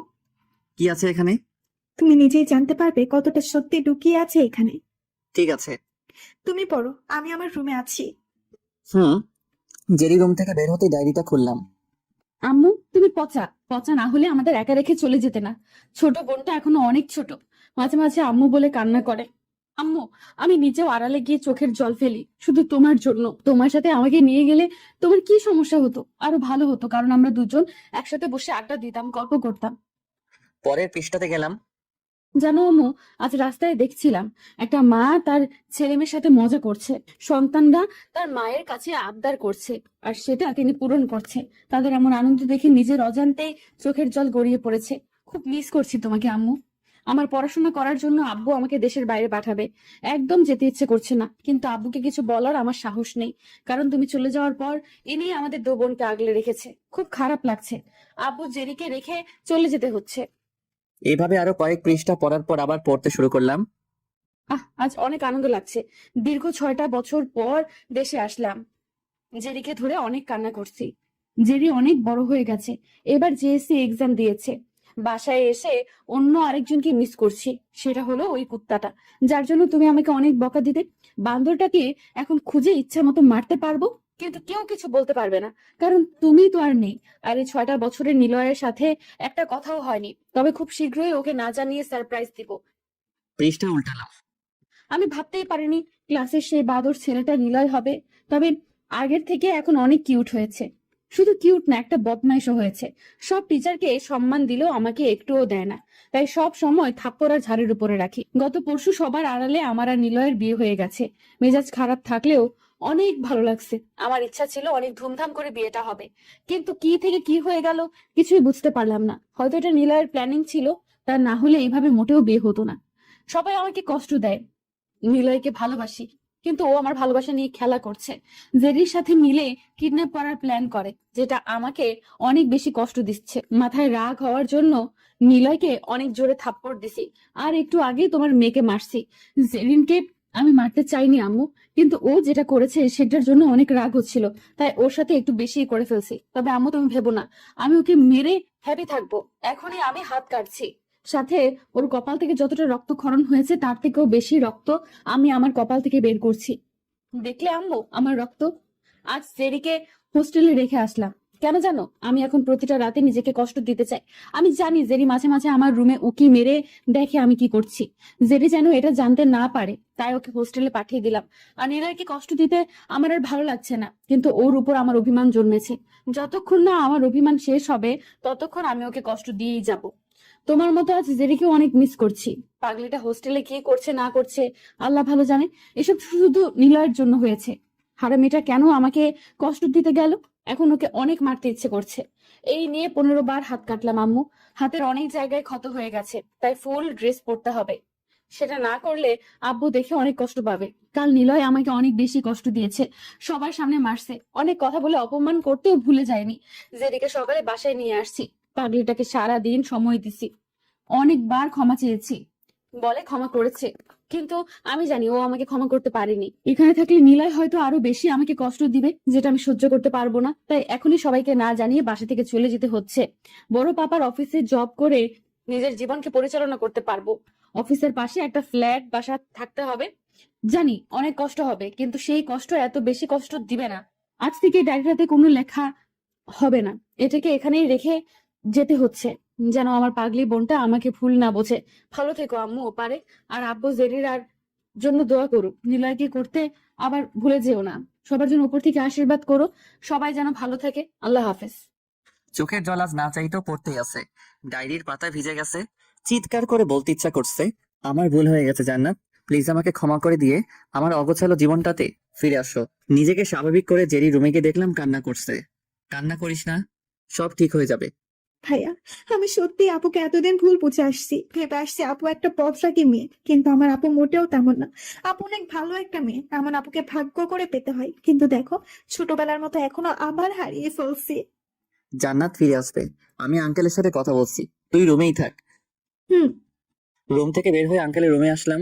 আপনাকে কিছু কথা বলার ছিল। হ্যাঁ বল। আঙ্কেল, আমি চাই আমি আপনার বড় ভাইয়ের অফিসে জব করতে। সেটা সম্ভব না। কেন সম্ভব না? বড় ভাই এখন আমেরিকা থাকেন, আর সেখানেই তার অফিস। তো কি হয়েছে? তোর পড়াশোনা বন্ধ হয়ে যাবে। আমার আর পড়াশোনা করতে হবে না। আপনি আপনার ভাইকে বলেন আমি ওনার অফিসে জয়েন করছি, কিন্তু এটা জান্নাত যেন না জানে। কিন্তু নিলয়। আমি আর কোনো কথা শুনতে চাই না। আমি বাসায় গিয়ে সব প্যাক করে নিচ্ছি, পরশু আমি রওনা দিচ্ছি। যদি জান্নাত জেনে যায় তখন? সেটার জন্যই তো বললাম আপনার ভাইকে বলে রাখতে, যেন কেউ না জানে। ঠিক আছে। ভাইয়া, আমিও যাব। তুই গেলে আঙ্কেল একদম একা হয়ে পড়বে। মাঝে মাঝে কল দিয়ে সব বলবো তোকে। ঠিক আছে। এখন আমি যাচ্ছি। ঠিক আছে। বাসা থেকে বের হয়ে ভাইয়াকে কল দিয়ে বাসায় থাকতে বললাম, কারণ জানতে চাইলে বলছি। বাসায় এসে সব বলছি। বাসায় এসে সবাইকে নিচে ডাকলাম। এইভাবে চেঁচাচ্ছিস কেন? এখনো চেঁচানোর কিছু হয়নি। যদি তোমরা আমার কথা না শোনো তাহলে চেঁচাবো। কি বলবি সেটা বল। আমি আমেরিকা যাব, কেন? জান্নাতকে আনতে। জান্নাতকে আনতে যাবে মানে? সব খুলে বললাম। কিন্তু নিলয়। ভাইয়া, তুই কি কিছু বলবি না? ও কি বলবে? আব্বু ও যেটা বলছে ভালোর জন্যই বলছে। নিলয় জান্নাতকে ছেড়ে ভালো থাকতে পারবে না, তাই ওকে যেতে দাও। যদি জান্নাত না আসে? ও আসবে। তুই কিভাবে এটা বলতে পারিস? তুমি বুঝবে না। ভাইয়া তুই প্লিজ আমার পাসপোর্ট করে দে, সেটাও কালকের মধ্যে। ঠিক আছে, আমি দেখছি। দেখা দেখি সময় নাই। হবে এখন হ্যাপি? আগে কর তারপর। হুম। সবার সাথে কথা বলে রুমে আসলাম। 2 দিন আলাদা কোনো কাজ করলাম না। পরিবার এবং বন্ধুদের পুরোটা সময় দিয়েছি। আজ রাত 8:15 ফ্লাইট। এয়ারপোর্টে এসে সবাইকে বিদায় দিয়ে প্লেনে উঠলাম। কিছু সময় পর আমাদের ফ্লাইটটা উড়াল দিল। ভাবছি জান্নাতকে কিভাবে লাইনে আনতে হবে। মাথার মধ্যে এখনো দ্বিধাদ্বন্দ্ব চলতেই আছে। যদি জান্নাত আমাকে ফিরিয়ে দেয় তখন কি হবে? নিজের অজান্তেই মেয়েটাকে ভুল বুঝে অনেক কষ্ট দিয়ে ফেলছি। বারবার ওকে অপমান করে ফিরিয়ে দিছি। এখন যদি জান্নাত আমাকে ফিরিয়ে দেয় তাহলে আমার কি হবে? না না, জান্নাত মোটেও আমাকে ফিরিয়ে দিবে না। প্রয়োজন হলে ওর পিছু লেগে থাকবো। তবুও ওর ভালোবাসা আদায় করে নিজের পেতেই হবে। এসব ভাবতে ভাবতে কখন যে চোখটা লেগে আসছে বুঝতেই পারিনি। ফ্লাইটের স্পিকার অন করে সবাইকে জানিয়ে দিল আর মাত্র 5 মিনিট পর আমাদের ফ্লাইটটা ল্যান্ডিং করাবে। শুনে সবাই প্রস্তুতি নিয়ে সিট বেল্ট ভালো করে আটকে দিলাম। ঠিক 5 মিনিট পর ফ্লাইট ল্যান্ডিং করলো আমেরিকা এয়ারপোর্টে। ফ্লাইট থেকে নেমে বাইরে চলে আসলাম। অপরিচিত জায়গা, অপরিচিত স্থানে কিছুটা নার্ভাস লাগছিল। এয়ারপোর্টের বাইরে এসে একটা ট্যাক্সি নিলাম। ট্যাক্সিতে উঠে একটা ফ্ল্যাটের ঠিকানা দিয়ে সেখানে যেতে বললাম। বাঙালি? হ্যাঁ। আমিও। তো এখানে কেন আসছেন? বউ রাগ করে চলে আসছে, তাকেই নিতে তার বড় পাপার সাথে দেখা করতে আসছি। আপনার বাসা তো বাংলাদেশে? হ্যাঁ, বাংলাদেশ। আমার কলকাতা। ও। হুম। ভাই, আপনার নাম জানতে পারি? অবশ্যই। আমি নিলয়। ট্যাক্সি চালকের সাথে কথা বলতে বলতে গন্তব্য স্থানে এসে পৌঁছালাম। তবে এটা জান্নাতের বড় পাপার বাসা না। এই বাসায় একটা আলাদা ফ্ল্যাট, শুধুমাত্র থাকার জন্য ভাইয়া ভাড়া নিয়েছেন। বাইরে একটা লোক দাঁড়িয়ে ছিল, তার থেকেই বাসার চাবি নিয়ে ভিতরে গেলাম। অনেক সুন্দর ফ্ল্যাটটা। তাছাড়া এত বড় উন্নত দেশে কি যেমন তেমন ফ্ল্যাট থাকে নাকি? আগে থেকেই সবকিছু গোছানো ছিল বিধায় নতুন করে আমাকে বাসা গোছানোর প্রয়োজন পড়লো না। বাথরুমে গিয়ে অনেকটা সময় নিয়ে শাওয়ার নেওয়ার পর রুমে আসলাম। বাসায় সবকিছু থাকলেও খাওয়ার জন্য কিছু নেই। রেডি হয়ে বাইরে একটা রেস্টুরেন্টে গেলাম।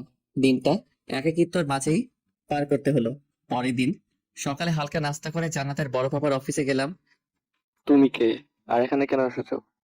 আমি নিলয় এবং আমার এমডি স্যারের সাথে কথা বলা উচিত, তো বলবেন এমডি স্যার কোথায়? কয়েক সেকেন্ড অপেক্ষা করুন। ঠিক আছে। তুমি কোথা থেকে এসেছো? বাংলাদেশ থেকে। আমাকে আর কিছু না বলে ফোনে কথা বলতে লাগলো। কথা বলা শেষ করে আমাকে নিয়ে একটা কেবিনের সামনে গিয়ে ভিতরে যেতেই বলল। বুঝতে দেরি হলো না, এটা স্যারের রুম। স্যার, আসবো? হুম, আসো, বসো এখানে। ধন্যবাদ। তোমার রফিক আঙ্কেল আমাকে সব বলেছে। জানোই তো মেয়েটা একদম জেদি। তারপরে কোনো কষ্ট দিতে গেলে হুম। এখন কি করতে হবে আমাকে? আপনার কিছু করতে হবে না, শুধু আমাকে আপনার অফিসে জবের জন্য রেখে দেন। ঠিক আছে, তোমার যেদিন ইচ্ছা সেদিন থেকেই তাহলে জয়েন করো। আমার ইচ্ছা আজ থেকেই। ঠিক আছে, চলো। স্যার, আরেকটা কথা।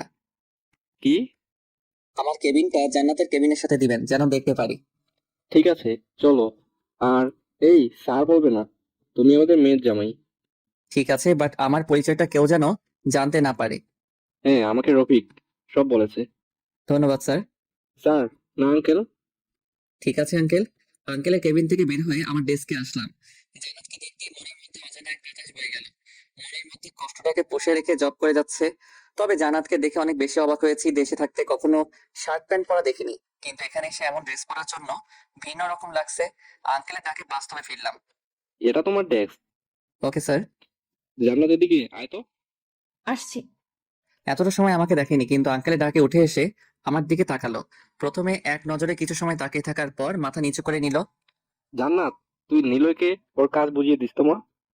বড় বাবা, এটার জন্য অন্য কাউকে দায়িত্ব দেওয়া যায় না? দেখা যায়, বাট তারা তো আমার বিশ্বস্ত কর্মচারী না। ঠিক আছে। তোরা দুজন কথা বল, আমি আসছি। হুম। আঙ্কেল চলে গেল। কেমন আছো জান্নাত? এদিকে আসুন, আমি দেখিয়ে দিচ্ছি কিভাবে কাজ করতে হবে। আমি তোমাকে একটা প্রশ্ন করছি। উত্তর দেওয়ার প্রয়োজন মনে করি না। তোমার সাথে এত যা করেছি সেসবের জন্য আমি সরি। এটা আপনার বাসা না, এটা কাজের জায়গা। ভালো লাগলে কাজ করুন, না হলে রিজাইন লেটার দিয়ে চলে যান। তুমি কি আমার উপর এখনো রেগে আছো? আপনি আপনার কাজ করুন, কোনো সমস্যা হলে জিজ্ঞেস করবেন। আমার কোনো সমস্যা নেই, সব সমস্যা তোমার। কেন আমার সাথে এমন করছো? বাই। আমাকে কোনো কথা বলার সুযোগ না দিয়ে জান্নাত নিজের ডেস্কে গিয়ে বসলো। এমনিতেই মন খারাপ, তার উপর জান্নাতের এমন কথা বলা জাস্ট অসহ্য লাগছিল। চেয়ারে আর বসলাম না। ডেস্ক থেকে একটা ফাইল নিয়ে জান্নাতের ডেস্কে গেলাম। এই ফাইলটার কিছু বুঝতে পারছি না। আপনি এই ফাইলটাকে লক্ষ্য করেছেন? হ্যাঁ, প্রথম থেকে সমস্যা। এই সাদা ফাইল। ও সরি, ভুল করে এটা নিয়ে আসছি। অন্যটা আনতে হবে। আপনার কিছু আনতে হবে না, আমি নিজেই দেখিয়ে দিচ্ছি। আসো। জান্নাত আমার ডেস্কে এসে কাজ বুঝিয়ে দিল, কিন্তু ওর কথার কোনো পয়েন্ট আমি বুঝতে পারিনি। পারবো কি করে? আমার চোখটাই তো ছিল জান্নাতের ওই চেহারাটাই। বুঝতে পারছেন? না, আবার প্রথম থেকে বলো। শুনুন। এইভাবে আরো 3 বার যাওয়ার পর জান্নাতের কথাগুলো শুনলাম। বেশি কাজ না করে সারাটা দিন জান্নাতের দিকে তাকিয়ে থেকেই পার করলাম। অফিস টাইম শেষ করে বের হয়ে জান্নাতকে কিছু একটা বলতে যাব, তার আগে চলে গেল। আমিও আর দাঁড়িয়ে না থেকে ফ্ল্যাটে চলে আসলাম। কয়েকটা দিন জান্নাতের পেছনেই কেটে গেল। সবসময় কথা বলার সময় বিরক্তিকর ভাব নিয়ে কথা বলে। হয়তো আমাকে সহ্য করতে পারে না, তবে আমার কিছু যায় আসে না। জান্নাতকে সাথে নিয়ে দেশে যাব, এটাই ফাইনাল। রুমে শুয়ে আছি, শরীরটা ভালো লাগছে না। এখানকার আবহাওয়ার সাথে নিজেকে এখনো খাপ খাইয়ে নিতে পারিনি। শুয়ে শুয়ে জান্নাতের কথাই ভাবছি, তখনই আঙ্কেলের কল আসলো। নিলয় আজ অফিসে আসলে না যে? শরীরটা একটু খারাপ আঙ্কেল। কেন, কি সমস্যা? এমনি নতুন জায়গা, তাই একটু ঠান্ডা ঠান্ডা লাগছে। হয়তো জ্বর আসছে। ও, মেডিসিন খেয়ে বাসা থাকো। জি। এখন রাখছি, সাবধানে থেকো। ঠিক আছে ভাই। আঙ্কেলের সাথে কথা বলা শেষ করে ঘুমানোর চেষ্টা করলাম, কিন্তু সেটা আর হলো না। 15 মিনিট পরেই কলিং বেলের শব্দ পেয়ে উঠে গেলাম। দরজা খুলে অনেকটা অবাক না হয়ে পারলাম না। এই সময় জান্নাত এখানে? কিছু বলতে যাব তার আগে ভিতরে ঢুকে আমাকে প্রশ্ন করলো, মেডিসিন কোথায়? তুমি নিজেই তো আমার মেডিসিন। একদম ঢং করবেন না, যেটা বলছি সেটা সোজাভাবে উত্তর দেন। কি জানতে চাও? ছাড়ুন আমাকে। যদি না ছাড়ি? চিৎকার করব।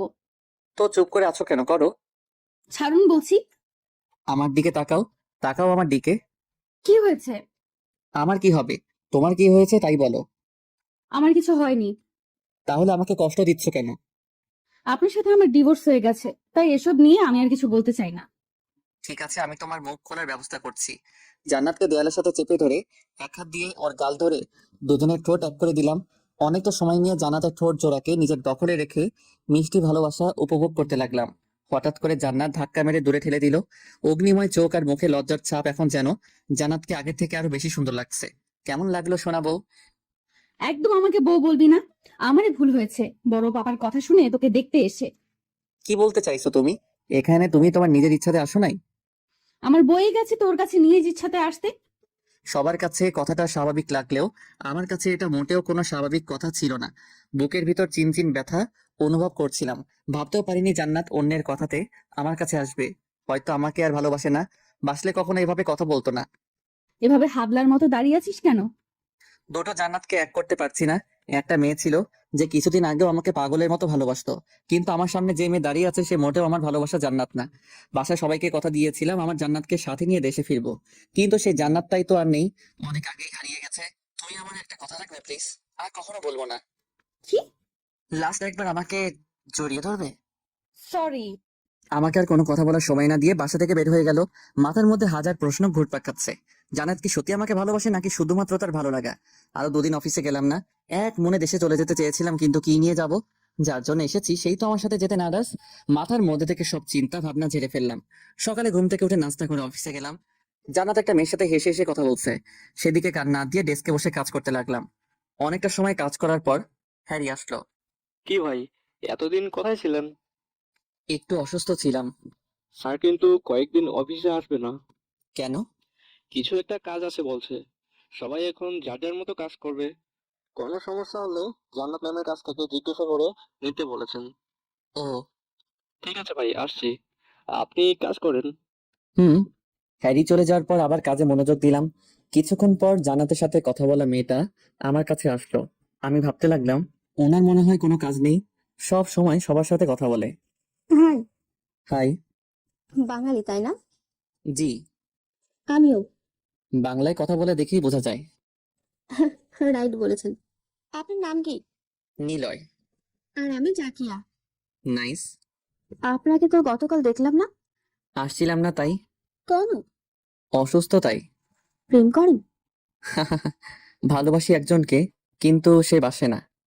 So sad. হুম। ওকে, তাহলে ফ্রেন্ড। ওকে। আপনি এখানে? নিউ জয়েন করেছি। আপনি এখানে পরিবারের সাথে থাকেন? না, একা থাকি। রান্না করতে পারেন? না, কেন? তাহলে খাবার পান কোথায়? রেস্টুরেন্ট থেকে কিনতে হয়। যে টাকা স্যালারি পান সেটা তো আপনার নিজের পেছনেই শেষ হয়ে যায়। বাসায় কি পাঠান? জান্নাত হঠাৎ করে বলে উঠলো, এত কথা কিসের? সবাই নিজের কাজে মনোযোগ দেন। মনে রাখবেন, এটা কথা বলার জায়গা না, এটা একটা অফিস। উনি আমাদের উদ্দেশ্য করে বলছেন, আপনি এখন ডেস্কে গিয়ে কাজ করেন। ঠিক আছে, পরে কথা হবে। হুম। বাই। জাকিয়া নিজের ডেস্কে চলে গেলে আবার কাজে মনোযোগ দিলাম। অনেকটা সময় কাজ করার পর জাকিয়া আসলো। লাঞ্চ করবেন না? হুম, করব। তাহলে আসুন। আর আপু, তুই যাবি না? যাব। আয় তাড়াতাড়ি। 3 জন মিলে লাঞ্চ রুমে আসলাম। নিলয়, এই হচ্ছে আমার আপু। আর আপু, এটা হচ্ছে নিলয়, বাংলাদেশ থেকে। ও হাই নিলয়। হ্যাঁ আপু, কেমন আছেন আপু? জাকিয়া, তুই ওনাকে বল আমার কোনো ভাই নেই। আর একবার যদি আপু বলে, আমি তোর মুখের দাঁত ফেলে দেব। কেন আপু? ভয় পাবেন না, আমাকে বা জাকিয়া কাউকে থাপ্পড় দেয়নি। লাঞ্চ করার টেবিলে উপরে দিয়েছে। আপু, তুই রাগ করছিস কেন? তুই ওকে বল আমার সাথে যেন কথা না বলে। যদি বলে কি করব নিজেও জানি না। তুমি শান্ত হও, ও তোমাকে আর কিছু বলবে না। নিলয় চুপ, ঠিক আছে? ঠিক আছে। সবাই মিলে লাঞ্চ করার পর জান্নাত আগে ভাগে বেরিয়ে গেল। জাকিয়া, জান্নাত তোমার কেমন আপু? আমার চাচুর মেয়ে। জান্নাত তোমার কাজিন? হ্যাঁ। তাহলে তুমি নিজের বাবার অফিসে কিভাবে কাজ করছো? আমার কাজ করতে ভালো লাগে তাই। একটা হেল্প করতে পারবে? কি রে? তার আগে তোমাকে কিছু কথা বলি, শোনো। ওকে বলো। জান্নাত আর আমার সম্পর্কে সবটাই খুলে বললাম। তার মানে আপনি আমার একমাত্র দুলাভাই? হুম। তো এখন আমাকে কি করতে হবে? যা যা করতে বলি। কিন্তু আপু যদি রাগ করে? করবে না। করলে আমি এখান থেকে দেশে চলে যাব, কারণ এভাবে আর চলা সম্ভব না। ঠিক আছে, তাই হবে। দুজনে মিলে প্ল্যান করে যার যার ডেস্কে গিয়ে বসলাম। জাকের ডেস্ক আমার সামনে থাকাতে খুব ভালোভাবেই প্ল্যানটা কাজে লাগাতে লাগলাম। জান্নাতকে দেখিয়ে দেখিয়ে জাকের সাথে কথা বলতে লাগলাম। বলতে গেলে অনেকটা প্রেম নিয়ে কথাবার্তা বলছিলাম। জান্নাতের দিকে তাকিয়ে দেখলাম দাঁতের উপর দাঁত দেখে রাগী চেহারা নিয়ে আমার দিকে তাকিয়ে আছে। দিনটা এইভাবেই পার করলাম। পরের দিন অফিসে বসে জাকিয়ার সাথে হেসে হেসে কথা বলছিলাম, কিন্তু কোথা থেকে যেন বউটা কলার ধরে অফিসের অডিটোরিয়াম রুমে নিয়ে গেল। অনেকটা সময় ধরে লক্ষ্য করছিলাম জান্নাত আমার দিকে রাগী চেহারায় তাকিয়ে আছে, কিন্তু সেদিকে চোখ না দিয়ে রাগানোর জন্য আরো বেশি করে কথা বলছিলাম, যেটা ফলস্বরূপ বাচ্চা ছেলেটাকে কলার ধরে একা একটা রুমে নিয়ে আসলো। দুজনে চুপ করে আছি, তাই আমি নিজেই কথা বলা শুরু করলাম। কলার ছাড়ো। ছাড়বো না। আমি ধরলে তো দোষ হবে, আমিও ধরি। কি ধরবি তুই? লজ্জা করে না মেয়েদের এমন কথা বলতে? তোমার লজ্জা লাগে না একটা নিষ্পাপ ছেলেকে একা পেয়ে নির্যাতন করতে? কুত্তা, তুই নিষ্পাপ ছেলে। নয়তো কি? তোকে জুতা দিয়ে মারা দরকার। তোমাকেও? মারলে কেন? তুই কোনো মেয়ের সাথে কথা বলবি না। শুধু জাকিয়ার সাথে বলবো। কারোর সাথেই বলতে পারবি না। কেন বলবো না? আমি বলছি তাই। তুমি কে? আমি কে তাই না? তো কিছু বলার সুযোগ না দিয়েই দুজনের ঠোঁট এক করে দিল। হ্যাঁ, আমি তো এটাই চাইছিলাম। গোলাপ রাঙা ঠোঁটের উষ্ণতা পেতেই যে এত প্ল্যান। জান্নাতের এমন ডাকে সাড়া না দিয়ে কোনো উপায় নেই, ওর সাথে তাল মিলাতেই আমার মাথার চুল খামচে ধরলো। দুজনে এভাবে অডিটোরিয়াম রুমে থাকার পর জান্নাত আমাকে ছেড়ে দিয়ে কান্না করতে লাগলো। কি হলো, এভাবে কান্না করছো কেন?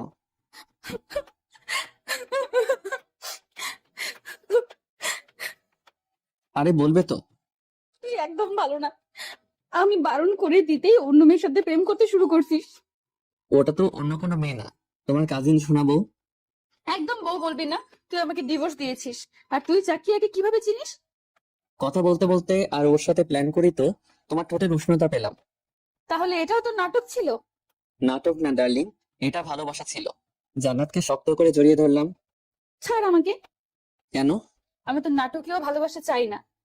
এটা নাটক থাকলেও তোমাকে পাওয়ার জন্য। আমি তো নাটককে বিশ্বাস করি না। দূর, তুমি শুধু উল্টা বোঝো। তাতে তোর কি? তুমি আমার বউ। তোকে আমি ডিভোর্স দিয়েছি। বাট আমি সাইন করিনি। তো তো তুমি আমার বউ। তোকে আমি স্বামী মানি না। যে সব সময় মিথ্যা বলে তাকে আমি বিশ্বাস করি না। শোনো, কোনো শোনাশুনি নাই। তোকে 3 দিন সময় দিলাম, এর মধ্যে যদি তুই এসব ছেড়ে দিয়ে আমাকে ভালোবাসার নমুনা দেখাতে পারিস তাহলে আমি তোকে নতুন করে বিয়ে করব।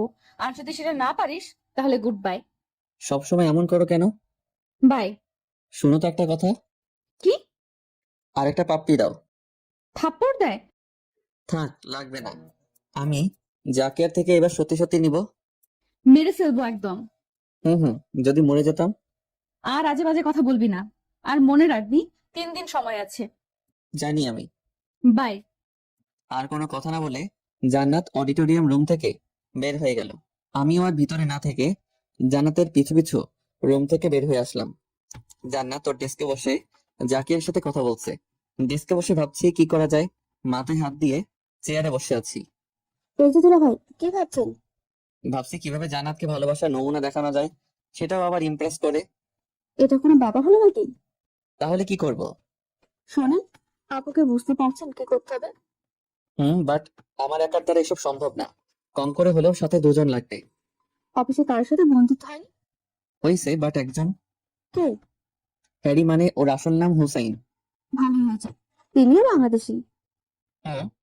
আপনারা দুজন আছেন, আর জেমসকে আমি বলে দিব যেন আপনাকে সব দিক থেকে হেল্প করে। জেমসকে? আমার ছোট ভাই। ও, তুমি ওকে এই ঠিকানাতে আগামীকাল পাঠিয়ে দিও। ঠিক আছে, এখন আপনি কাজ করুন, আমিও আমার কাজ করি। ওকে। জাকিয়া নিজের ডেস্কে চলে গেল। কিছু সময় ডেস্কে বসে থাকার পর হ্যারির কাছে গেলাম। Hi Harry. হ্যালো। ভাই, কি মনে করে? অফিস থেকে ছুটি নিতে হবে। হ্যাঁ। আপনার। কেন? আমার সাথে কিছু কাজ করতে হবে। কি এমন কাজ যার জন্য অফিস থেকে ছুটি নিতে হবে? নিলেই বুঝতে পারবেন। ওকে, বাট ম্যাম কি দিবে? আমার সাথে আসলেই দিবে। ওকে, চলেন তাহলে। হুম। হ্যারিকে সাথে নিয়ে জান্নাতের কাছে আসলাম। জান্নাত, তোমার সাথে কিছু কথা ছিল। কি কথা? আমাদের 3 দিনের জন্য ছুটি দিতে হবে। কেন? একজনকে ভালোবাসার নমুনা দেখাতে হবে। ঢং, তাহলে ওনাকে সাথে নেওয়ার কি আছে? প্রয়োজন আছে ম্যাডাম বউ। তুই আবার বউ বলছিস? তাহলে আপু বলি। খুন করবো কুত্তা। হাসছিস কেন? এমনি। ওকে, এখন গেলাম। হুম।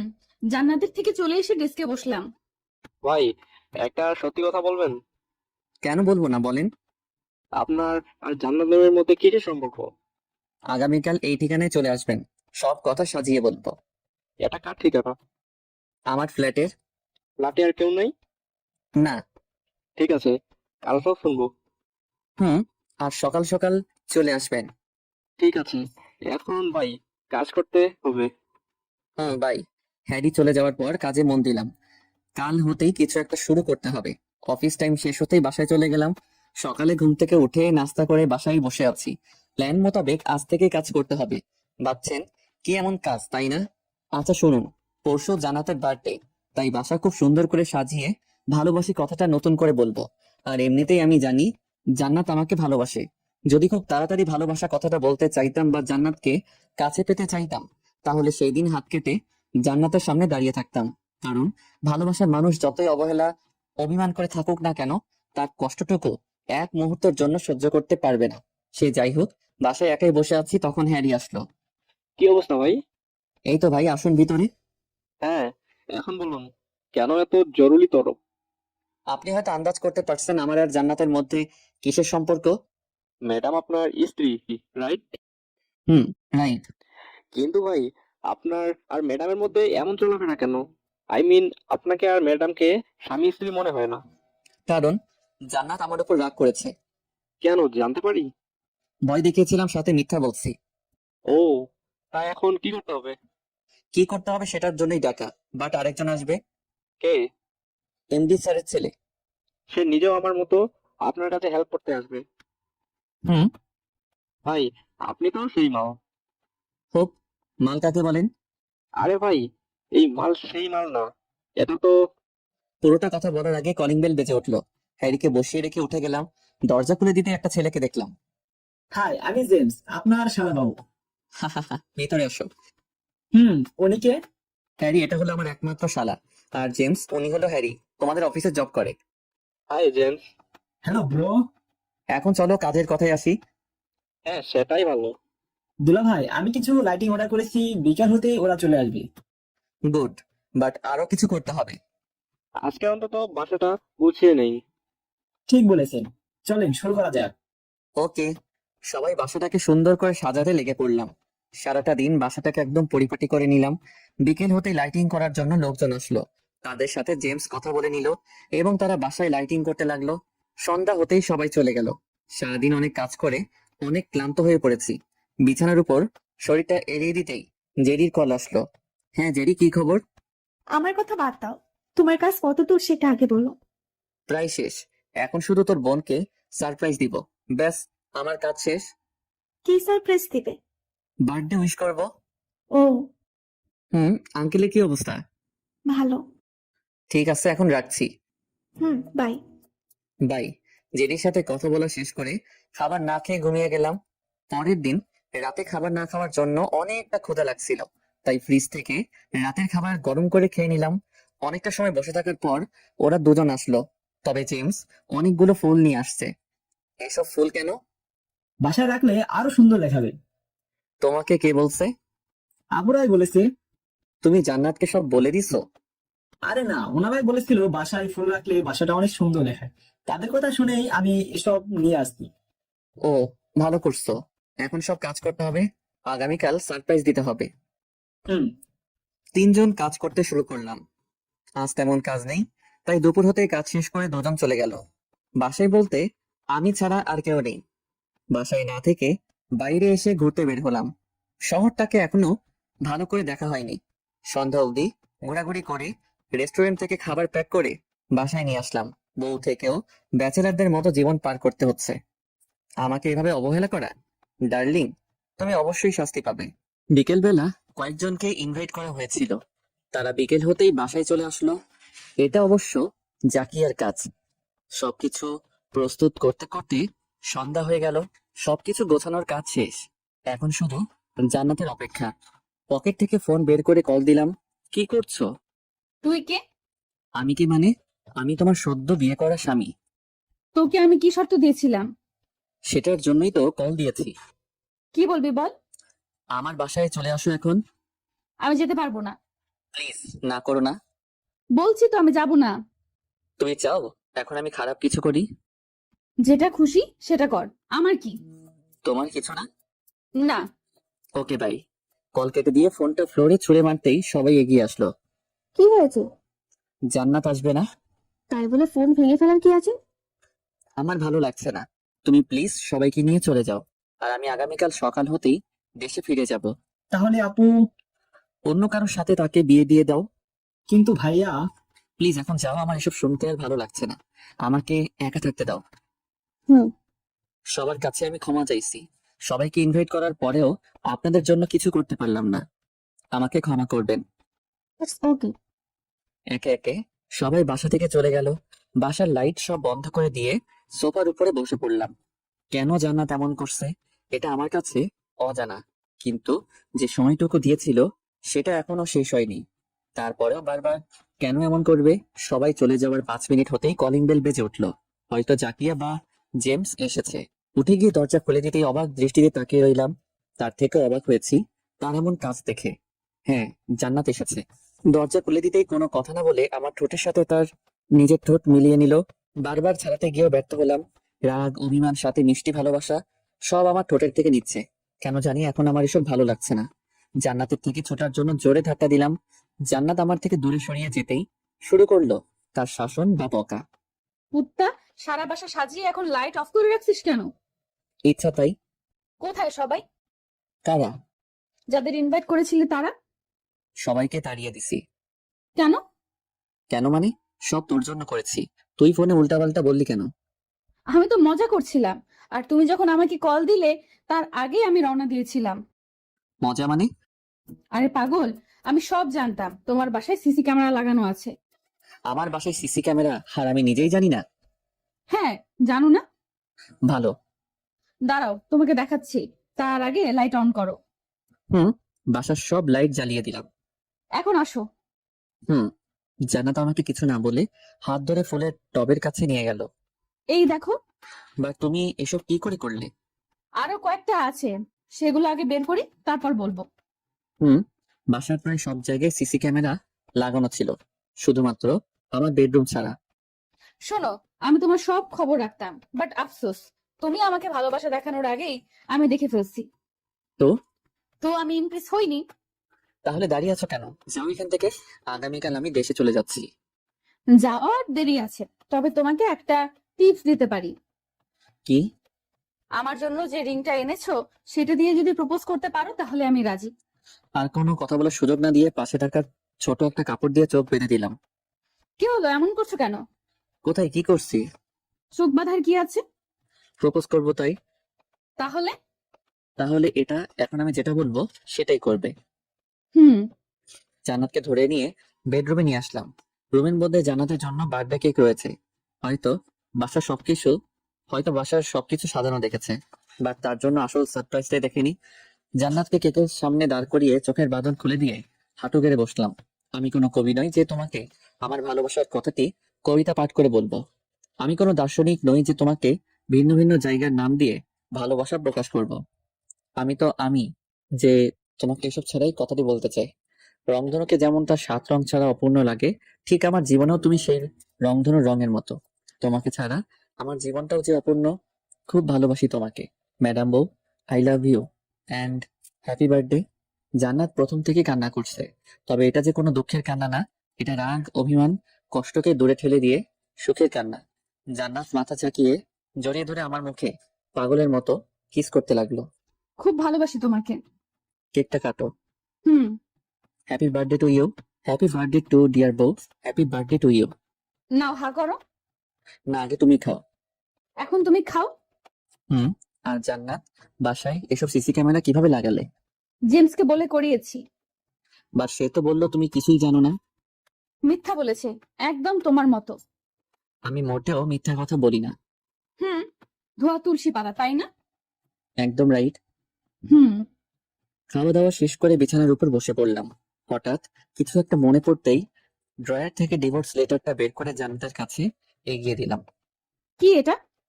আমাকে যে ডিভোর্স দিয়েছিলে সেটা। তুমি সাইন করেছিলে? আরে না। তাহলে এটা এখানে কি করছে? ফেলে দিলেই তো হয়। এখন কি করবে? কি করব? তুমি জানো না, না। আমাদের কিন্তু বিয়ের পর আসল কাজটাই করা হয়নি। কি করা হয়নি? বিয়ের রাতে সবাই যেটা করে। আবার যখন দেশে গিয়ে বিয়ে হবে তখন সব হবে, তার আগে না। প্লিজ আজ করি না। জি না। অপূর্ণ কাজ কিন্তু একদম ভালো না। এটা মোটেও অপূর্ণ না। এখন যদি আমি তোমাকে জোর করি, কি করতে পারবে তুমি? কাজ করেই দেখো, তোমার উপর দিয়ে সিডর বয়ে যাবে। তাই বুঝি। নিলয়, ছাড়ো আমাকে। ছাড়বো না। আমি কিন্তু চিৎকার করব। করতে পারো সত্যিই কিন্তু করব। তো করো। ওকে ওকে। শব্দ হতে না হতেই জান্নাতের ঠোঁটে বন্ধ করে নিলাম। অনেকটা সময় জান্নাতের নরম ঠোঁটের উষ্ণতা উপভোগ করার পর আমাকে ধাক্কা দিয়ে বিছানার উপর ফেলে দিল। খুব শখ, তাই না? অনেক। হুম, অনেক। দেখাচ্ছি তোমাকে। বিছানার উপর আমাকে শোয়া অবস্থায় রেখে জান্নাত আমার উপরে চেপে বসলো। থেমে গেলে কেন? চুপ হারামি। আমি যেটা করছি সেটা চুপচাপ দেখবি। যা, লাইট বন্ধ করে আয়। Okay dear. লাইট বন্ধ করে দেওয়ার পর কি হয়েছে কিছু একটা অনুভব করলাম। কি হয়েছে সেটা অবশ্য বুঝতেই পারছেন, তাই আর আলাদা করে বললাম না। সকালে ঘুম থেকে উঠে জান্নাতের মাথা বুকের উপরে অনুভব করতেই চুপচাপ শুয়ে রইলাম। একদম আগের মতো নিষ্পাপ আর মায়াবী লাগছে। জান্নাতকে ভয় পাই অনেক বেশি, কারণ ওর পাগলাটে স্বভাব। যখন ইচ্ছা যেটা সেটা করে ফেলতে পারে। শক্ত করে ধরে আবার ঘুমানোর চেষ্টা করলাম, কিন্তু জান্নাতের কথাই আর হলো না। ওই, ওঠো এখন। না, আর একটু। জি না, এখনই উঠতে হবে। উঠে কি করবা? অফিস যাওয়া বন্ধ, সারাদিন রোমান্স চলবে। রাতে যেটা হয়েছে ওটাই অনেক। এখন দেশে গিয়ে সব হবে। তাহলে আজকে চলো দেশে যাই। এত তারা কিসের বাবু? এটা পিচ্চি বাবুর জন্য। হুম। বলে আমার বাবুটা অনেক লজ্জা লাগে। লজ্জা লাগবে কেন? তাহলে আমার থেকে চোখ সরিয়ে নিলে কেন? কোথায় নিয়েছি? আমার চোখের দিকে তাকাও। ওকে। একটু সময় তাকিয়ে থাকার পরে ফিক করে হেসে দিয়ে জড়িয়ে ধরলো। নামিয়ে নিলে কেন? জানি না, তবে আমার লজ্জা লাগছিল। তুমি তো মাত্র বললে তোমার লজ্জা নেই। ঠিক আছে, আমার লজ্জা আছে। এবার তুমি হ্যাপি? হুম। ওকে, এখন উঠে ফ্রেশ হয়ে নাও। আমাকে তোলো। আমার বইয়েই গেছে। বলো কি, আমাকে তুলবার মতো শক্তি নেই? কি বললি তুই? রেপ করবে নাকি? কুত্তা, তোর মুখে কি কিছুই আটকায় না? সবসময় উল্টাপাল্টা কথা বলিস। তুমি যেভাবে রাগ দেখাচ্ছ, আমার মনে হচ্ছে রাতের কাজটা আবার করবে। তোর সাথে কথা বলার চেয়ে পাগলের সাথে কথা বলাই বেটার। ঢং করতে হবে না, এখন উঠতে দাও। ওঠো। দুজন উঠে বাথরুমে গেলাম ফ্রেশ হতে। রেডি হয়ে জান্নাতের বড় পাপার বাসায় গিয়ে সবার সাথে কথা বলে বিদায় নিলাম। আগামীকাল দেশে ফিরবো। বাট আজ বিদায় নেওয়ার কারণ, কাল ওনাদের সাথে তেমন দেখা করতে পারবো না। সারাদিন ঘোরাঘুরি করে বাসায় চলে আসলাম। রাতে ঘুমানোর আগে ভাইয়াকে কল দিয়ে বললাম আগামীকাল আমরা বাসায় আসছি। পরের দিন সকাল থেকে সব প্যাকিং করতে লাগলাম। সন্ধ্যা হতেই এয়ারপোর্টের উদ্দেশ্যে রওনা দিলাম। জেরিকে এখনো কল দিয়ে কিছু বলেনি, ভাবছি একদম সারপ্রাইজ দিব। এয়ারপোর্টে এসে ঘড়িতে সময় দেখলাম 19টা 9 বাজে। নিরাপত্তা রক্ষী আমাদের দেখে ফ্লাইটে যেতে বলল। পাশাপাশি দুজনের সিট থাকাতে জান্নাতকে খুব ভালো করে রাখাতে পারছিলাম। জান্নাত, একটা কথা বলি। কি? I love you. এটা বলার জন্য পারমিশন লাগে? এটা বললাম যেন তুমি রাগ না করো। তাহলে আসল কথা কি? তোমাকে পেতনির মতো লাগছে। কুত্তা, আমাকে পেতনির মতো লাগছে। তাহলে তুই আমাকে বিয়ে করছিস কেন?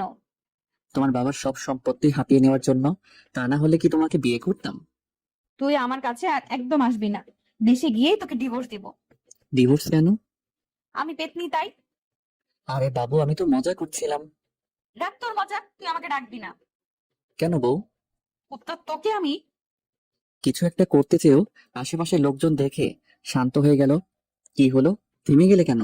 মারো আমাকে, কিছু করলেই শুধু মারে। তুই আগে দেশে চল, তোর গোষ্ঠীর সবার সামনে তোর মাথা ফাটাবো। আইসে, আমার আম্মু তোমাকে কুয়ার জলে ফেলে দিবে। তোর আম্মু কার কথা শুনে দেখা যাবে। হুম, দেখা যাবে। এখন চুপ থাক তুই। কেন চুপ থাকবো? আমি বসি তাই। ওকে ডার্লিং, আমি চুপ। Good boy. আর কোনো কথা বললাম না। জান্নাত চোখ বন্ধ করে আছে। কিছু সময় জান্নাতের দিকে তাকিয়ে থাকতে থাকতে ওর কাঁধে মাথা রেখে ঘুমিয়ে গেলাম। ফ্লাইট ল্যান্ডিং করে ঠিক আগ মুহূর্তই সবাইকে অ্যালার্ট হওয়ার জন্য জানানো হলো। জান্নাতকে জাগিয়ে দিয়ে দুজন নিজেদের বেল্ট ঠিক করে নিলাম। ঠিক সময় ফ্লাইট বাংলাদেশ বিমানবন্দরে ল্যান্ডিং করানো হলো। এয়ারপোর্টে সব রকম সমস্যা সমাধান শেষ করে বাইরে চলে আসলাম। বাইরে এসে একটা গাড়ি ঠিক করে বাসার দিকে রওনা দিলাম। একটা কথা প্রমিস করবে? কি? বাসায় গিয়ে কান্না করবে না? চেষ্টা করব। হুম। দুপুরের দিকে নিজ এলাকাতে আসলাম, তবে আগেই বাসায় যাব না। এখন জান্নাতদের বাসায় গিয়ে জেরিকে উপহার দিয়ে বাসায় ফিরবো। জান্নাত অবশ্য জিজ্ঞাসা করছে কেন তাদের বাসায় যাচ্ছি, তবে বলিনি। সে যাই হোক, জান্নাতদের বাসায় এসে কলিং বেল বাজাতেই জেরি এসে দরজা খুলে দিল। আপু, কেন আমাকে ছেড়ে গেছিলি? আমি আমার নিজের ভুলগুলো তোর ডায়েরি থেকে পড়ে জানতে পেরেছি। প্লিজ আপু, আমাকে ক্ষমা করে দে। আর প্রমিস কর, আমাকে ছেড়ে কোথাও চলে যাবে না। এখানে প্রমিস করবে কেন? এখন থেকে তো আমাদের বাসায় থাকবে। কেন? কারণ তোর আপু আমার একমাত্র বউ। ভাইয়া, এবার কিন্তু আপুকে বলে মাইর দিব। জেরি, আপু কোথায়? কলেজ থেকে এখনো আসেনি। ও চল রুমে যাই। হুম। আমি বাসায় যাচ্ছি। লাঞ্চ করে যাও। না, বাসায় গিয়ে করব। জেরি, তুই ভেতরে যা, আমি আসছি। ঠিক আছে। Thank you. আরে পাগলি, কান্না করছো কেন? এমনি। তুমি প্রমিস করেছো কান্না করবে না। বলেছি চেষ্টা করব। তাহলে ওকে। না, এখন জেরির সাথে আড্ডা দাও, আমি বাসায় যাই। সাবধানে যাবে। বাই। বাই। জান্নাতদের বাসা থেকে বের হয়ে বাসায় চলে আসলাম। বাসায় এসে সবার সাথে কথা বলে রুমে গিয়ে ফ্রেশ হয়ে নিলাম। তাতে জান্নাতের বাবার সাথে আব্বু কথা বলে বিয়ের অনুষ্ঠানের ব্যবস্থা করলো। ডাবল বিয়ে যাকে বলে। সবাইকে আমাদের আগের বিয়ের কথা বললে ওনারা রাজি হলেও জান্নাত রাজি নয়। তাই প্রোগ্রাম করে বিয়েটা করতে হবে। 5 দিন পর আমাদের বিয়ে। সবাই এখন বিয়ে নিয়ে ব্যস্ত। শপিং করার জন্য জান্নাত আমাকে বললে রাজি হইনি, কারণ মেয়েদের সাথে বিয়ে শপিং করার মানে অর্ধেক মরে যাওয়া। তবে এটার জন্য মহারানী রাগ করে কথা বলা বন্ধ করে দিছে। তাই বিয়ের আগে আর কোনো কথা হয়নি। দেখতে দেখতে বিয়েটা হয়ে গেল। এখন আমি রুমের দরজার বাইরে বন্ধুদের ধাক্কাধাক্কিতে দরজা খুলে দিয়ে রুমে ঢুকে দেখলাম জান্নাত ঘোমটা দিয়ে বিছানার উপরে বসে আছে। রুমের দরজা আটকিয়ে জান্নাতের কাছে যাওয়ার পরেও চুপচাপ বসে আছি। শুনেছি বিয়ের রাতে বর রুমে আসলে বউ তাকে সালাম করে, কিন্তু এটা আর হলো না। জান্নাতের পাশে গিয়ে বসতেই ধাক্কা দিয়ে ফেলে দিল। কি হলো, ধাক্কা দিলে কেন? এত দেরি হলো কেন? বন্ধুদের সাথে আড্ডা দিচ্ছিলাম। তাহলে তোর বন্ধুদের সাথে বাসর কর গিয়ে। পাগল নাকি? তোর 14 গোষ্ঠী পাগল। বকা দিচ্ছ কেন? তো কি করব? তোমাকে যেটা করতে বলি সেটা।